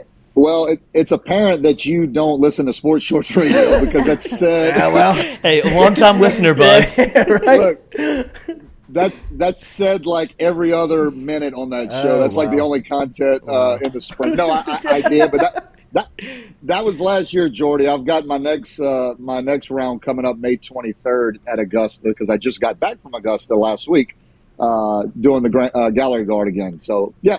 Did shoot even par, 6 birdies, 6 pars, 6 bogeys. Good Lord, What a Buzz. scorecard, dude. Color that thing in. Buzz, You got circles, we hang got on. boxes. I'm sorry. Look, me and Sports Shorts employee, we had a run in. I don't know if they'll let me on the station anymore. They fired me. How did you get to Augusta? What a great hat you got on That too is a right good now. hat. Yeah, I mean, I tried to go with the Augusta theme. Yeah. I can't believe. Yeah, you want me to show you the scorecard in my man cave? I too? do. got it. Absolutely. Yes, absolutely. Walk me back there. I'm joking. It's under my pillow in my bed. But, so I hadn't got it framed Stained. yet. But no, it's so Mike Hollander. I'll give you the real brief. Mike Hollander was a gallery guard for years, and so I'm able to do that as well. And so you get to go play it.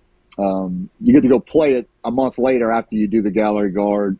You work the event for a week, which I just got back from. Of course, Scotty Scheffler with the big win over there. And really cool week. Got to see Tiger. Never seen Tiger before. And all the great ones are there. And so it was really, really just an awesome week. You're in Augusta, getting to see that beautiful golf course. And then you get to go play it a month later. And so I'm looking forward to that here May 23rd. Wait. How nervous were you on one? I hit the biggest snap hook you've ever seen in your life. I didn't get the ball 7 feet off the ground, I did almost get it up and down though. I hit a good 4-iron way down there, and then I chipped up and I missed like a 3-footer for par. But God, knee knocking. Birdie the next hole, and look, we don't have to go through the whole scorecard, but just know that there was a lot of good. Just know that it was a lot of Buzz, good. when did you know that it was going to be a day? Say that again. When did you know that you were having when did you're like, damn, I'm feeling. I'm on the stage and I am playing my best game. Prime time player. Yeah, it's funny because Mike, my buddy, he's playing with me, and we get to like number 9, and I think I am 1 over going into 9, and I had a kind of a tricky up and down, and I got it up and down for par, so I'm 1 over through the front, and Mike looks at me, he's like, and he's played a lot of golf with me. Mike goes, man, he's like, you're playing good. He's like, but I've seen you play better. He's like, I hope that's not like I'm not. He goes, I'm trying to compliment you, but he's like, I'm not. Yeah. I've seen you play better. I'm like, I know I'm with you. Like I was kind of ho hominid, but I'm, I can move the golf ball a little bit, Jordy. And so, I don't know, just on a bag 9, putts started going in. I mean, I was making putts from everywhere. It was kind of ridiculous. Like, that'll never happen again. I've got to hit the ball better for me to score just as good or better. Like, if that makes sense. Yeah. I've seen the game, Buzzy. I've seen the game. Yeah. You could put it together a couple days. The putts aren't going to go in like they did last year, I'm afraid. So I got to start striking a little better. But anyway, I guess maybe through 9 holes, to answer your question, I thought, okay, this could be okay because I was 1 over and I didn't think I was hitting it all that well. Right. Unbelievable. What a great story. What a great Buzz. story. I don't even Sorry know I if- missed out on yeah. the radio. Tell Ron and the crew hello. Breakfast sandwich reviews. Yeah. No problem. Buzz. We only got 17 listeners, so you're not one of them now. And 3 of them were on the show. I thought Right. I thought that LSU baseball was they were riding a heater going into Arkansas. What do you take away from the 3-game set in Fayetteville? Kind of where they were and who they are leaving. Yeah, you got to be disappointed. I think I'm gonna make the analogy to an amateur putter. It's like when you play well, but you don't putt well, you think, okay, well, I'm a good player, but the scores don't add up. Okay, you think you can fix putting, but 2 years goes by and you're still a terrible putter. Right. I look at this baseball team and I'm like, they're a good baseball team, and it just feels like, all right, they're going to start catching the baseball, right, Jordan? I mean, like they're going to start fielding ground balls. They're going to start making the plays in the infield. They're too good not to. And then every week goes by, and you keep looking at the line, the box score, and it's 2 errors, 1 error, 2 errors, 1 error, and they just are not catching the baseball. And you can overcome being a subpar defensive team. It's evident you can't overcome being an absolute terrible fielding team, and they are right now. And you saw the difference in Arkansas, how good they were. I mean, you saw really the whole infield, but did you see the left side of Arkansas's infield with Battle and Wallace? Yeah. Well, dude. I mean, Wallace caught ball. He was catching balls and like taking 75 steps and then throwing an absolute missile right at the first. I mean, it was just a clear difference. And so it is concerning that there's so much talent on this team. And we had some concerns about the pitching. We're starting to see the pitching and the bullpen emerge and guys that they can count on. And you see Riley Cooper and you see Paul Gervais and all these guys that are like, man, these are dudes. We know what they got offensively. And yet you get swept at a tough venue in Arkansas. Don't get me wrong, but you get swept when you shouldn't have. And the reason you got swept is because you couldn't field some ground balls. I mean, that's just clear and simple. So that's the concerning part is, I don't think it's time to hit the panic button. You've got Missouri coming in this weekend, who is not a good baseball team. I mean, it is, I know people don't like to talk about sweeps and all this stuff because you got to win the first game, but I mean, it is a clear 2 out of 3 this weekend, or you are in a bad situation, and really even looking to sweep to make up for this past week. And I'm not going to say this team is, they're not a championship caliber team. Let me say that with the defense they got, but they're still a very good baseball team. Right. There's still a lot of baseball left. I'm interested to see, do they make a change? I know Jay made a change a couple weeks ago and put Doty at short. And he only did that for a couple games, maybe to kind of kick Jordan Thompson in the backside. I'm interested to see if he even makes a change of a Cole Cranford, somebody like that, just to see if somebody can catch the baseball. Jordan Thompson's good offensively, but I don't think it's like so good that you take what you take defensively because he's hitting 380 with 10 homers. I mean, he's not that type of offensive production. So it'll be interesting to see. I'm not trying to set you up to bang on college kids, man, because I know that this is a mental sport, but defensive struggles, that it was in the beginning of the season we were talking about, it's definitely something that we of a fan base took for granted under Paul Maneri, right? Because this is something, and I don't know if is it fair to even blame Jay Johnson, because, Buzz, it can't come down to practice. They got to be getting the reps, right? Yeah, they got to be getting their reps. I'll say this, and look, I don't know the new coaching staff, so I'll just talk about what the old coaching staff was for a second. And Coach, what Coach Maneri did is he was an infielder. Okay, I don't know what Jay was. I think maybe he was a second baseman or something. But Coach Maneri was an infielder. I mean, he worked with the infielders, and his philosophy was charge the baseball, be aggressive on everything. We're not sitting back. If we're going to make errors, it's going to be errors. Aggressively moving forward through the. I mean, almost as if treat every ground ball as a slow roller, which that was actually hard for me because that's not how I was really taught. I was taught, work around the baseball, right, left, receive, work through the baseball and to first base, make a good strong throw. Coach almost taught it as treat everything as a slow roller, just charge everything, even if you got to catch everything on the run. Okay. So obviously that worked because, Paul Maneri coach teams were very good defensively. We can go through the list of guys that were really good. I'm with you. I don't know that it's a coaching staff like problem as if like they're not teaching ground balls. I mean, yeah, they're getting their fungos. I was talking to somebody yesterday on Easter Sunday who was asking about it. And I know, although I wasn't an everyday starter, I mean, I played the infield at LSU and I played the infield all my life, and you get in those moments where when you're struggling, man, the ball finds you. You got the mindset of, man, just please don't hit it to me. And when you're not playing well, you continue to get the tough plays as well that are, you're booting the routine one, and then you get the tough one where it's like, that one's a tough one, but because you're struggling, you're going to get all the iffy ones, the in between ones. Like, there was a half a dozen balls this weekend that probably weren't errors in the scorebook, but if you asked the coaching staff, if you asked the players, they would have told you they should have made the play. So, no, it becomes a mental thing. It becomes the Chuck Knobloch syndrome where you get the yips and you can't make the throw. It becomes all those things where, where you're just not wanting the baseball to be hit to you. So, look, I feel for the kid Thompson because we watched him all last year catch the baseball. Right. So he can do it. It's just and right now it's really the whole infield. We know Barry's problems. Thompson, Doty's going to a knee every time the ball's hit to him at second. Yeah.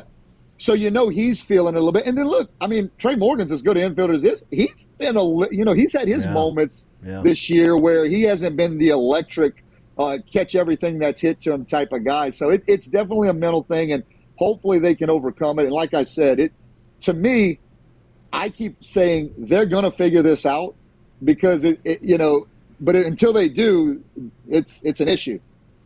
Offensively, they are truly gifted when you look at them on that part of the game. What have you seen from their offense, and does that give you any type of look down the line that they're good enough to overcome some of their defensive woes?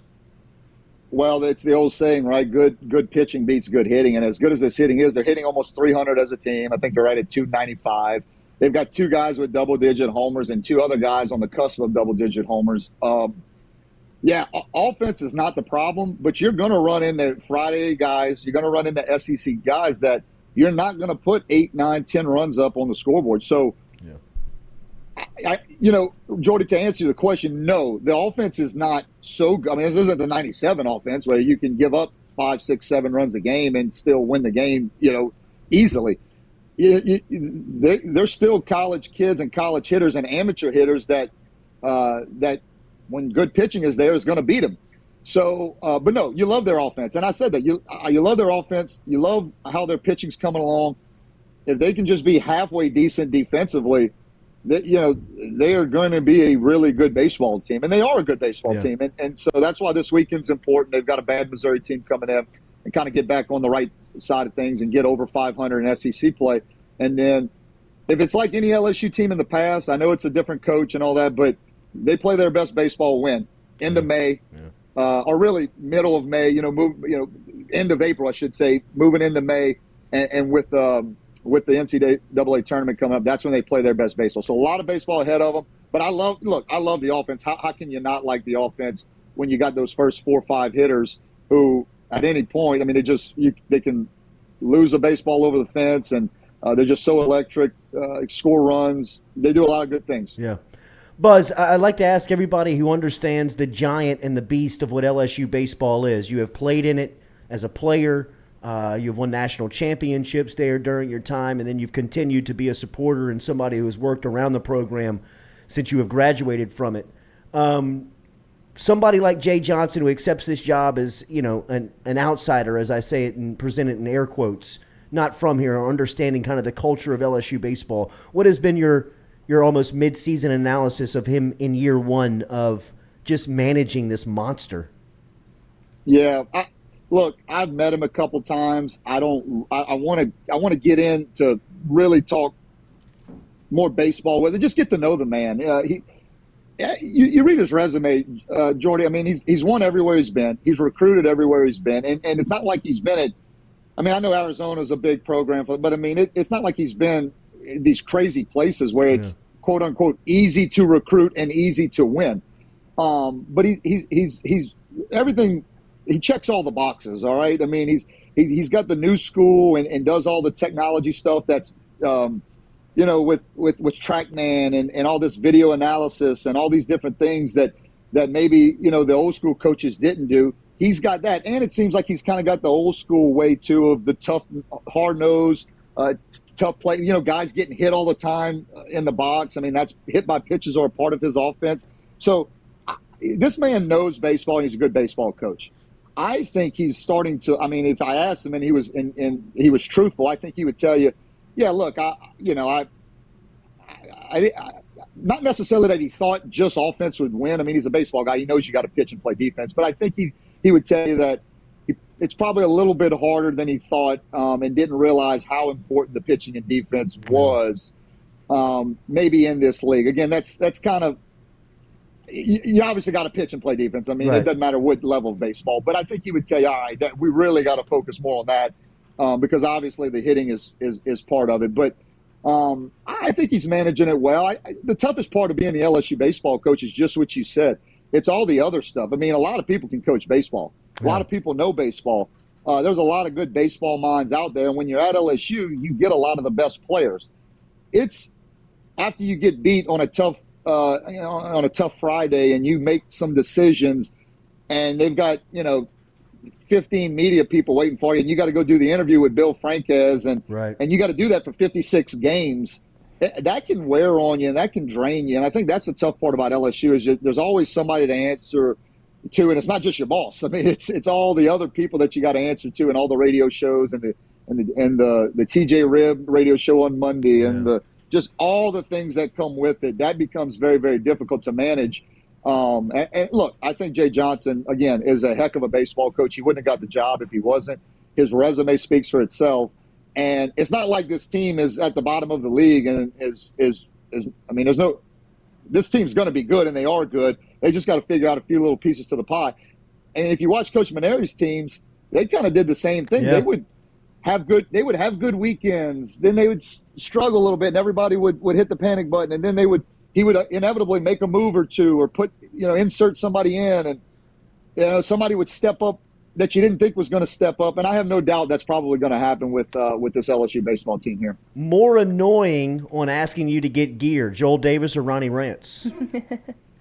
From the Masters, from Augusta. Because I am tempted to ask you how I can get that arms, hat. Dude. Yeah, bro, you look great. Thank you, Coach. I may or may not have thought about what shirt to put on. Video call. Looks like you banged out a rep of push-ups. How many push-ups? 25 push-ups before we went live? Well, usually us radio guys, right? You could be in your underwear. It doesn't matter. But video call, that changes the dynamics, man. I like this, Jordy. I got to tell you.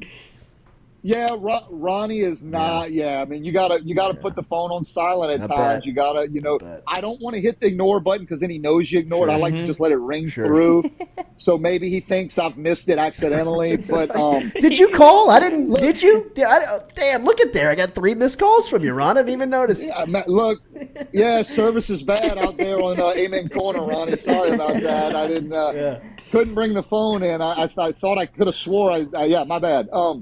Jordy, look, let's talk about some things, man. There's some ways around it to get you some gear. Jordy's trying to butter you up to get that hat. Yeah. You know me too well, Buzz. You knew I was throwing you that softball so I could come in on the back end and say, how do I get the gear? That light blue Masters hat definitely got his eye. I love it. Buzz, how crazy are the rules? I'd imagine. I mean, like you mentioned the no phone. Is it? Yeah.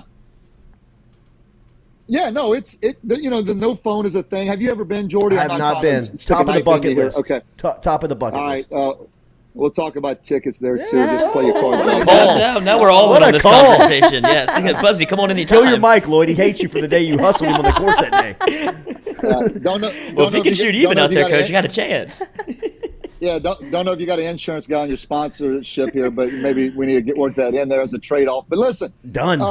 The rules aren't. Rules are strict, but you know what's great about the Masters is, and they're not called fans, they're called the patrons. They know the rules. And like, as a gallery guard, we're supposed to control the crowd, right? That's our rule number 1. There's nothing to control. It's like teaching at a great private school that all the kids know what the hell to do. It's like, you're the dream team coach. What do I really have to do? Yeah, right. Roll the ball out. I'm the dream team coach. Just sit there and enjoy the beauty, and the patrons, they're not doing anything. I mean, none of them, they don't want to get kicked out either. So it's the rules are strict, but everyone knows the rules, and it's very, very fun. And yeah, Jordy, you gotta make it happen, man. You gotta get there one day. So even if you're not a golf fan, do you play golf? Do you like it? Not enough to be passionate about. I just want to see the event. I want to see the spectacle. I want to see the grounds. I want to see. I just want to see greatness, really. Yeah, well, that's what I tell people. Like when they ask, I'm like, look, I got one rule. If you come, if you come on tickets that I get, which we'll talk about that later. But I'm like, you got to do some research. I can't have you just show up and be like, oh man, look, you got to know where Bubba Watson hit the shot. Right. You got to know where Tiger chipped in from. You got to know. Coach, that's the stuff I'm good for. I'm good for that stuff. Okay. I can't shoot scratch. I'd shoot 150 out there. But I mean, I can tell you where Tiger chipped it to. I can tell you where he hit the play. I can tell you where he gave the fist bump. I can tell you where he hugged Earl. I can tell you where he hugged Charlie. You know what I mean? Like all that stuff, bro. I can give you that stuff. Well, that's what we need. That's what we need. So I'm not a poser like Ron and JD. Ronnie. Ronnie's just there, and he's just like, he spends more time in getting the $1.50 for I can see him, cheese bro. sandwiches. I can see. I can see him in the hat. I can see him in the gear. I can see him eating the pimento and cheese. I can see him doing all of it, and then not even knowing who Bubba Watts is. Yeah, complaining exactly about parking. Complaining because the park is too much. Right. Or you had to walk up Magnolia the Lane's a hill on little number long. 10. Right. Coach, they got my phone. I can't even bring my phone into this place. I'm What so is it? nervous. What is it, a Like, jail is cell? Ronnie listening what is right this? now? Hopefully he scared. is. It's hot. Yeah, I mean, it rained a little bit. Yeah. I mean, it's just a lot of complaining. Egg for salad being was a at the little greatest. warm. Yeah. Right. No ice in the drinks. Buzz, you look great. Great presentation this morning under the $2. The shoulders look magnificent. The hat is something that I What's want. that hat? That's all he I'm wants is definitely that calling hat. you after about tickets and a hat, brother. Neither one of y'all going to be able to stand up after this thing. Thank you, man. That's exactly right. You look. I'll see you, Buzz. Good to be here. Thanks, guys. All right, man. There he is. Buzzy Haydel, the Buzz. The buzzard. If he comes through on tickets. That's unbelievable. Oh, are you kidding me? Remember, Daily, we're brought to you by Morales Roll-Offs. Get him off the screen. He looks awkward. He looks weird. Oh, okay. Morales Roll-Offs. Morales Roll-Offs every day. Remember, if you're a contractor and you work on construction sites and you need a roll-off and need a dumpster guy, get in touch with our guy, Clyde Morales, as he's got the experience in the construction field. He comes from a contractor. He's formerly a contractor, now in roll-offs and dumpster rentals. He can help you out today. Located on Airline Highway. Get in touch with Morales Roll-Offs at moralesrolloffs.com. Moralesrolloffs.com is where you can find him. And as we remind you, if you're moving, they can help you out with some U-Haul rentals. So stop in over there if you're moving office to office. If you need to put some stuff in storage, if you're moving houses, get in touch with Morales Roll-Offs. They can help you out today. And if you're a contractor and got a couple of projects going on, you got your roll-off dumpster business that you've been dealing with, but you got a couple of projects moving, give Morales a try. You'll see their competitive pricing, their friendly customer service. They're experts in the field as far as working alongside construction companies. Let them help you today. Morales Roll-Offs, moralesrolloffs.com. Good stuff from Buzz, man. Appreciate him stopping by and give us a little insight on this LSU baseball team. The defense is crazy. It's man. unbelievable. I mean, what is it? I don't know. And It's I now think, mental. Yeah, and I mean, think it is Buzzy now, painted the picture the right the way. Doty going on the one knee. That's something that you don't even see that really in high school anymore. Even Like, Trey Morgan, yeah, you can kind of see him thinking The knee out brace there. out there. Yeah, man, it's just I don't know. It's strange to see talent at this level struggle with the fundamental stuff. And when you explain it like the knob block stuff, where you just mentally, man, I mean, you can see them out there battling through it. And baseball is a cruel game. Mm-hmm. It is a cruel, cruel sport in the sense of if your confidence is wavering, if you don't trust in your skill, the ball will find you. And like Buzz said, when you're struggling like LSU is, the tough plays will find you. It's not even the go down on one knee like Doty and make the routine kind of scoop, catch, cover, funnel stuff you were doing like when you were a kid and trying to, point the elbow, step and throw to your target. I mean, it's one in the hole that you got to go slide, go into the backside, whip up, and make the throw. I mean, it's hard. It's hard to watch. That's what I was gonna say. It's so hard to watch that. It's tough. It's cringy to watch. I mean, that. it's you can see it. Yes, you can feel see it for it. happening. feel like it's exactly. You can You can feel almost it. anticipate it. You're just like something's about to happen. This is and not going to be good. good. This is not going to be good. And like I said, baseball is just it's a brutal cruel sport. that way. It's brutal in that sense that it will smoke you out. You know what I mean? It will find you, and it will just. It will Torture make you. It will make you It'll make you try to get this better by yourself, or you're going to get yanked. I mean, that's how you end up near in your butthole. Yeah, right, man. That's what Mikey said. That's what he had to do when he was going into slump. They said they used to use the old nair, bust the nair out. About that story. But that's what happens weird. to baseball That's so players, odd. dude. They'll do anything to change it up. And LSU baseball needs to do something to change it up on the defensive end. It's crazy. I've never seen anything It's like crazy. it. I mean, it is crazy. But we should have known because Jay see the Johnson's struggles. defense was. This is what it was. It was the same thing in Arizona. Yeah. Like whenever you see the numbers, this bears out. And like Buzz pointed out, I think that he probably overestimated it a little bit. Not maybe the league. I think he was probably looking at his offense thinking, I'm about to come in here and change the game. right. I mean, I got 4 dudes. Well, You know what I mean? Right. Guys He that thought you're the gonna have lineup would be able to roll it out and play, and it was Ben McDonald was talking about how he had talked with Jay Johnson, and Jay Johnson's like, I didn't realize what the grind was every single weekend. Yeah. He was like, we had games that we circled at Arizona that we knew were big time in the Pac-12. Here it's every you can get snuck on Wednesday. Yeah. And he's like, I didn't realize the intensity of SEC baseball, and now I think he's kind of seeing what it is. Tigers will square off against UL Lafayette tomorrow at the Box, 6:30. Are they good this year? Wally Pontiff Classic tomorrow at Tiger Stadium. This year, right? Let me get. I don't even know. I don't know. I can't even make a guess on where they are. But 20 and 15. So they've been good before. So not as good as they usually are. But that is a series where they bring. UL does the UL thing where they bring the juice to LSU and LSU baseball. Well, it's little brother. Yeah, showing up. But this one they think they can win. Yeah. You know. And anytime they come to Baton Rouge, it's always going to be intense. It's always going to be dramatic. It's always going to be. There's something rude about it. Yeah, I mean it's always a good time. So. The soap smell is like burning Did you my hear? eyeballs. Yeah, where's that coming from? I feel like somebody just spilled a bottle of soap right here. I smell it. I mean, I it's do like too. making my eyes water. And I can't smell. Long weekend.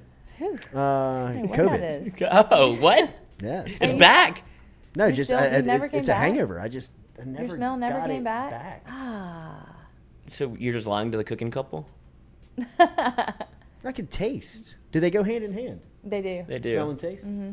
So maybe I'm. What I'm, is maybe that? I'm You're fibbing missing a little out bit. on some Maybe flavors, because though. I do smell that soap. I mean, I do. It is super Catch a strong. hint. It's Is like anybody walking here? down the That's what I'm laundry aisle wondering. in the grocery store. Mikey's taking a shower. No way. Yeah. Wow. Maybe he's taking a bath. Nair. He must be taking a bath. I'm sure that's what he's doing back there. Has anybody? Nobody's used it yet. Nair, huh? I don't know. Who's going to use that Nair. bathtub? Slumping. Right. I'm back, boys. Good Lord, you look clean, brother. Slick to the touch. So, how are we doing with our? What's going on with our European child? She is back tonight. She's I didn't on the know. plane I thought right you were talking now. to me. Are you a European sorry. child? Yeah, I was like, I don't know what he's about to Sorry. say. Do you have a Sorry. child in Europe? No, my Maybe. daughter. She's fine. At Long Night in Italy clubbing. Yes. You might have it. You might be a grandma. Stop. In 10 days, she got pregnant and gave birth. And Is she homesick? She is very homesick, yeah. She is. That's a long way away. Yeah. Long way away. Any trouble? No trouble at all. No trouble for her. No trouble, trouble for for her. her. Yeah, right. No trouble for her. Anytime you pack up a bunch of high schoolers and go Something's anywhere gonna happen. other than campus, something's Oh, going to yeah, happen. they got in trouble. I Yeah. told y'all they got busted for drinking. So they'll come home. Second to night? I think it was second or third night. They'll come home to a 3-day suspension. Oh, fuck yeah. Free vacation. Sweet. Get that jet lag taken care of. Did they get caught Sleep again? it off. No. That's a bad night to get caught on. The second I know. night. They didn't care, though. Sophie Pricks. said they went on like nothing ever happened. Yeah. Why Yeah, no not, big man? deal. What do you do? Yeah, right. So what were they doing? Drinking? They were drinking just in their room. What were, like, bottle of wine? I What, don't like a know, simple I bed didn't- check? They started putting tape on their doors at night. So, like, Sophie, I would be FaceTiming with her, and she'd be like, well, there's Miss Room putting the tape over our door. I was like, Like, you they would couldn't tape not- their you door so couldn't- they could see if you left your room. Oh, that's an easy And I was like, well, what if workaround. somebody just walked by and ripped the tape off? Oh, Like, you would absolutely. totally, you would do that. You would Absolutely. rip the tape I'm off getting of every Whoever put door. it back in the right spot. Yeah. Yeah. What's the brand? Such a What, terrible do you got move. Scotch I know, tape right? here? Right? Yeah, we can figure this out in one night. Just- So it would Golly, only you work got once. us. Yeah. Ooh. Good night. Good night. Going to sleep now. Yeah. Going to sleep now. Full fit on under the covers. Yeah. Right? I'm like, oh, you're taped up? Okay, good night. Yeah, bye. Tape on the Weird. door. Yeah. They're kind of a lame move to get caught drinking in. You should just, if you're going to get caught drinking and get suspended, Yeah. go out. Go I out need to be at and the do it. club. Yeah. Yeah. And That's what I did. really get in trouble. Yeah. Don't half step. Drinking a Truly in your room. Were they all freshmen? The ones that got in trouble? Yeah. No. I think only one was a freshman. The rest were the older ones. Like older, like Like seniors? 10th and 11th. Okay. 10th and man, 11th. yeah. The 11th graders are the Yeah. ones that needs to be. Yeah. Yeah. He should have been trying to go out. Right. Those are the ones I need to talk to. Yeah. You're blowing it. Right. Got caught in your room, bro? In Italy? I know, right? In your room. Look around. Was it the model? What? The one that got in trouble? Who? The model kid? Oh, no. What? He did not. He was Okay. one of the other ones that did not. Is there a legit model or No, somebody you think should no. be a model? It is not. It is neither. I'm not going to have this discussion. Can't have I'm not going to have this discussion on the show. Let's move Katie's on. backing it out. Back it up, Terry. Back it up. Pull up a full picture I gotta from be the in crew. the airport with a bunch of people tonight. So just back it up. Are y'all doing like a welcome home sign? No, I mean I'm hoping to just pull up and pick Well, her I don't know. up. Some people take this like seriously. I'm very glad she'll be back. Yeah. But I'm not gonna park and go into the airport for that. Bigger question: will you make her go to school tomorrow? No, Okay. I will not. Cool, Mom. Because I Cool, Mom. seriously doubt she'll sleep on the plane. Her legs are too long. She's miserable on a plane. Ugh. Oh, yeah. Miserable on a plane. Gosh. I mean, her knees are like to her. Did she chin. try to get first class? Like when y'all fly, she's like, "Mom, I can't." Yeah, she asked Emery. Absolutely. Yeah. It would She not have hurt. to. She could be 4 feet tall and ask that though. Oh, Um, she has a legit gripe. She does have a legit No, she drive. does. I did upgrade her to a little more leg room. Didn't really do a whole lot, but. what's the it travel helped. schedule like? What you mean? Like, what They are we left- looking at? They left this morning at 11:30 Paris time, which was like 4 a.m. here, Okay. and then they go to Dallas. They'll be in Dallas at 5:30, and then New Orleans at 7. Oof, that New Orleans, It's a that long Dallas to flight. New Orleans leg. I know, That's it's the brutal. worst. Just get me home. Just get me God, home. just Whatever get it me takes. home, And then New man. Orleans to drive Yeah. here. Oh, that's So what the are we real looking at, sneaky like part. 15 hours?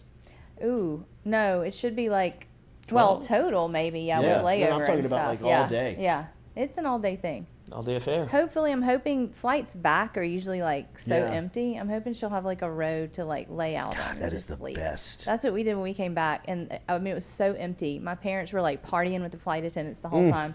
Sophie and I were just asleep on 2 separate rows, just laid out. What's for dinner tonight? You should make pasta. Oh gosh, I would won't be go making anti-Italian. I know anything. that was a joke. Like, oh, you thought you were out? Yeah. Well, she was just in France, so she's Oh. been eating a bunch of snails. Oh, escargot is She loves awesome. it. She will eat her weight in escargot. Really? Yeah, little freak. She eat any creeps? Yes, Crepes? every day. She Crepes? loves a crepe. She left Savory Italy. or sweet? She loves them all. She makes them sometimes at home too. Do you have the little paddle? Yeah, That's fun. yeah, yeah. So yeah, thanks. So for no dinner asking. plans? She's coming back. No dinner plans. I mean, I gotta go to New Cheeseburger? Orleans, and it'll be something picked up. Yeah, right. Yeah. Yeah. Welcome home, Soph. Welcome home. Yeah. Welcome home. Long day of travel. Oh, no, this is the hardest part. Last week of LSU spring football, we appreciate Glen West for stopping by and giving us a report. Make sure to check out all the videos on Instagram on Fake at name Culotta Glenn. Show. Big Glen, 6'10". What do you Do you not think his middle name's name Glenn? is? No, I think it is. He just doesn't look like Glenn. Alan? He looks like a Michael Yeah. to me. Glenn Allen West. Kind of Glenn Michael West. Ooh. Could it be? We can text him. Yeah. Why not? GM. That would I be think it's weird. Alan. Oh, you do. You already know that. No, I'm just guessing. Okay. Either one. Put it on the Either one. poll. Do you think Glenn's name is Michael? Glenn's gonna be like, "What the hell is wrong with Glenn y'all?" West look more like This a is my Glenn or a name. Michael. I'll put it on the poll. Buzzy looks like a Buzzy. Straight Buzz Buzzy. definitely repped out either some pull-ups or some push-ups before he went on. The shoulders are way too broad He today. downplayed it like he didn't when He he did. So did. he kind of felt caught. Yeah, he did. He was vascular. He was. He was. He was puffed. He was puffed. You know what I mean? He got Like, a little pump in. It looked like he was flexing on the coffee drink too. Even though I am not throwing any stones, Buzz, because of all the promises that he made during that yeah. interview. Put him on the show for right. Come on anytime, Buzz. Good See Lord. what else we can Yeah. squeeze Is out of him. Montauk here? Yeah. It's right there. How does Buzzy swing the guest with Hollander at Masters if he's your brother-in-law? Well, I'm playing as a professional baseball player. I can't go there. Yeah, but I mean, like, if I've got the time, like, as it's open now, I Well, mean, can we get Buzz bumped out of that seat? 2 years ago, he got it, so I can't. I mean, Yeah. Okay. He Buzz strike. Wow, what a opportunity. move by Buzz. I Yeah. get to go every year anyway. So I'll be a guest of Mike's every year. Okay, Can you get on the that was my course question. to play? To play more, yeah. Professional baseball, bro. Oh yeah, no, I know that, but I'm yeah, talking about yeah. this. Like, will you be able to do the same thing? Like, get to play the course? Oh, you dog. Okay. Let's get right. Poor Lloyd. Yeah, right. Lloyd, you need to go. Of course, I need to go. That's like your homeland. Killed my firstborn to go. Okay. Would you rather? Ooh. Would you rather play Augusta when nobody's there, or would you rather caddy around on the bag? No, that would be so stressful. Caddying, like during the Masters and play or in What if contention. you're what if you're caddying Schefter with a 7-stroke lead? on Absolutely, Sunday? yeah. I would want to caddy Sunday in contention. Yeah, absolutely, yeah. I think I would pick that if I don't get to hit any balls. No balls. Oh. Well, don't caddies have to Yeah, play they get the to play, course? but I think Yeah. the would you rather, like, I don't get to play at all, and I would just be, basically edging myself on the Sure. golf course, being so close to it, but not being able to play. Right. Would just be a lot of foreplay. But I think, What a term, what if I, What a yes, pull. yeah, thank you. I know, really, all of this. But if I was Are we like, talking about the Masters? Still, or- no, it's all sexual. But if I was like on the bag on a Sunday to win at Augusta, that would be unbelievable. Wouldn't it? Yeah, would. you can't fake that. Yeah. Isn't your grandfather like buried under the night toll or something? My great uncle. Yeah. Is this true? Mm-hmm. He was the first team doctor at Augusta. He was like the doctor for the grounds, Dick. Can't you throw that out there to get yourself in? He was like very Doctor adamant. for the grounds. You mean like he was the one that Like at Augusta, like kept the up team with- physician or whatever, the Augusta physician. So if you Wow. got hurt, you would go to doctor. I think it's Blake, Uncle Blake, Dr. Blake. Dick. Wouldn't give us. Dad asked one time to go, and he's like, "I can't do this." No, and he's like, "Yes, you can. You're the doctor at You're Augusta. right. What This do is you easy." mean, dude? It's He wrote him a lineage. letter and everything. He wrote one back saying, "I don't think No. that we can make this happen." What a He's like, "What a jerk. prick." Well, that's what Augusta is. Yeah, he got buried in his green jacket. Really? Mm-hmm. Damn, dude. So almost there. Okay. Have a great day. Hit that like button and share button. Mikey Motooks mic'd up coming up at 11 a.m. Make sure you're subscribed Doug and following the Thompson coming channel. on. Dougie T. Yeah, in Okay. studio. Nice. Again, in here? Wow, can't keep him out of here. That's right. Had to give him the address last week. Now he's back again. Mic'd up. We'll sit down with Doug Thompson. They will talk about last weekend's series versus Arkansas. This Wally Pontiff Classic coming up midweek versus UL, and then Missouri pulling into Baton Rouge. Can LSU get right at home after being swept by the Hogs last weekend? Make sure and keep up with Mic'd Up all on social media at 11 o'clock this morning as they'll be Back live. at Earl's Friday. Yeah, hell yeah. Let's go. Hell yeah. And then back on our regular programming schedule at Uncle Earl's this Friday. So if you're looking for happy hour and looking for a spot to pregame with LSU and Missouri in town this weekend, stop by Uncle Earl's. Mic'd Up will be there each Friday for us getting us ready. Is it 3:30? We going 3:30 to 5:30? No, moving it back. All right. Okay. Okay. Make sure and listen to Mic'd Up for the new information on where we're going. Free shot on for every Fridays. error that LSU makes. Oh, jeez. Jeez, Call it Lloyd. cab. Good Lord. Comes with an Uber. Yeah. All right. Have a great day. Make sure to hit that like and share button. We appreciate you being out there. Compliments of Go Chevrolet.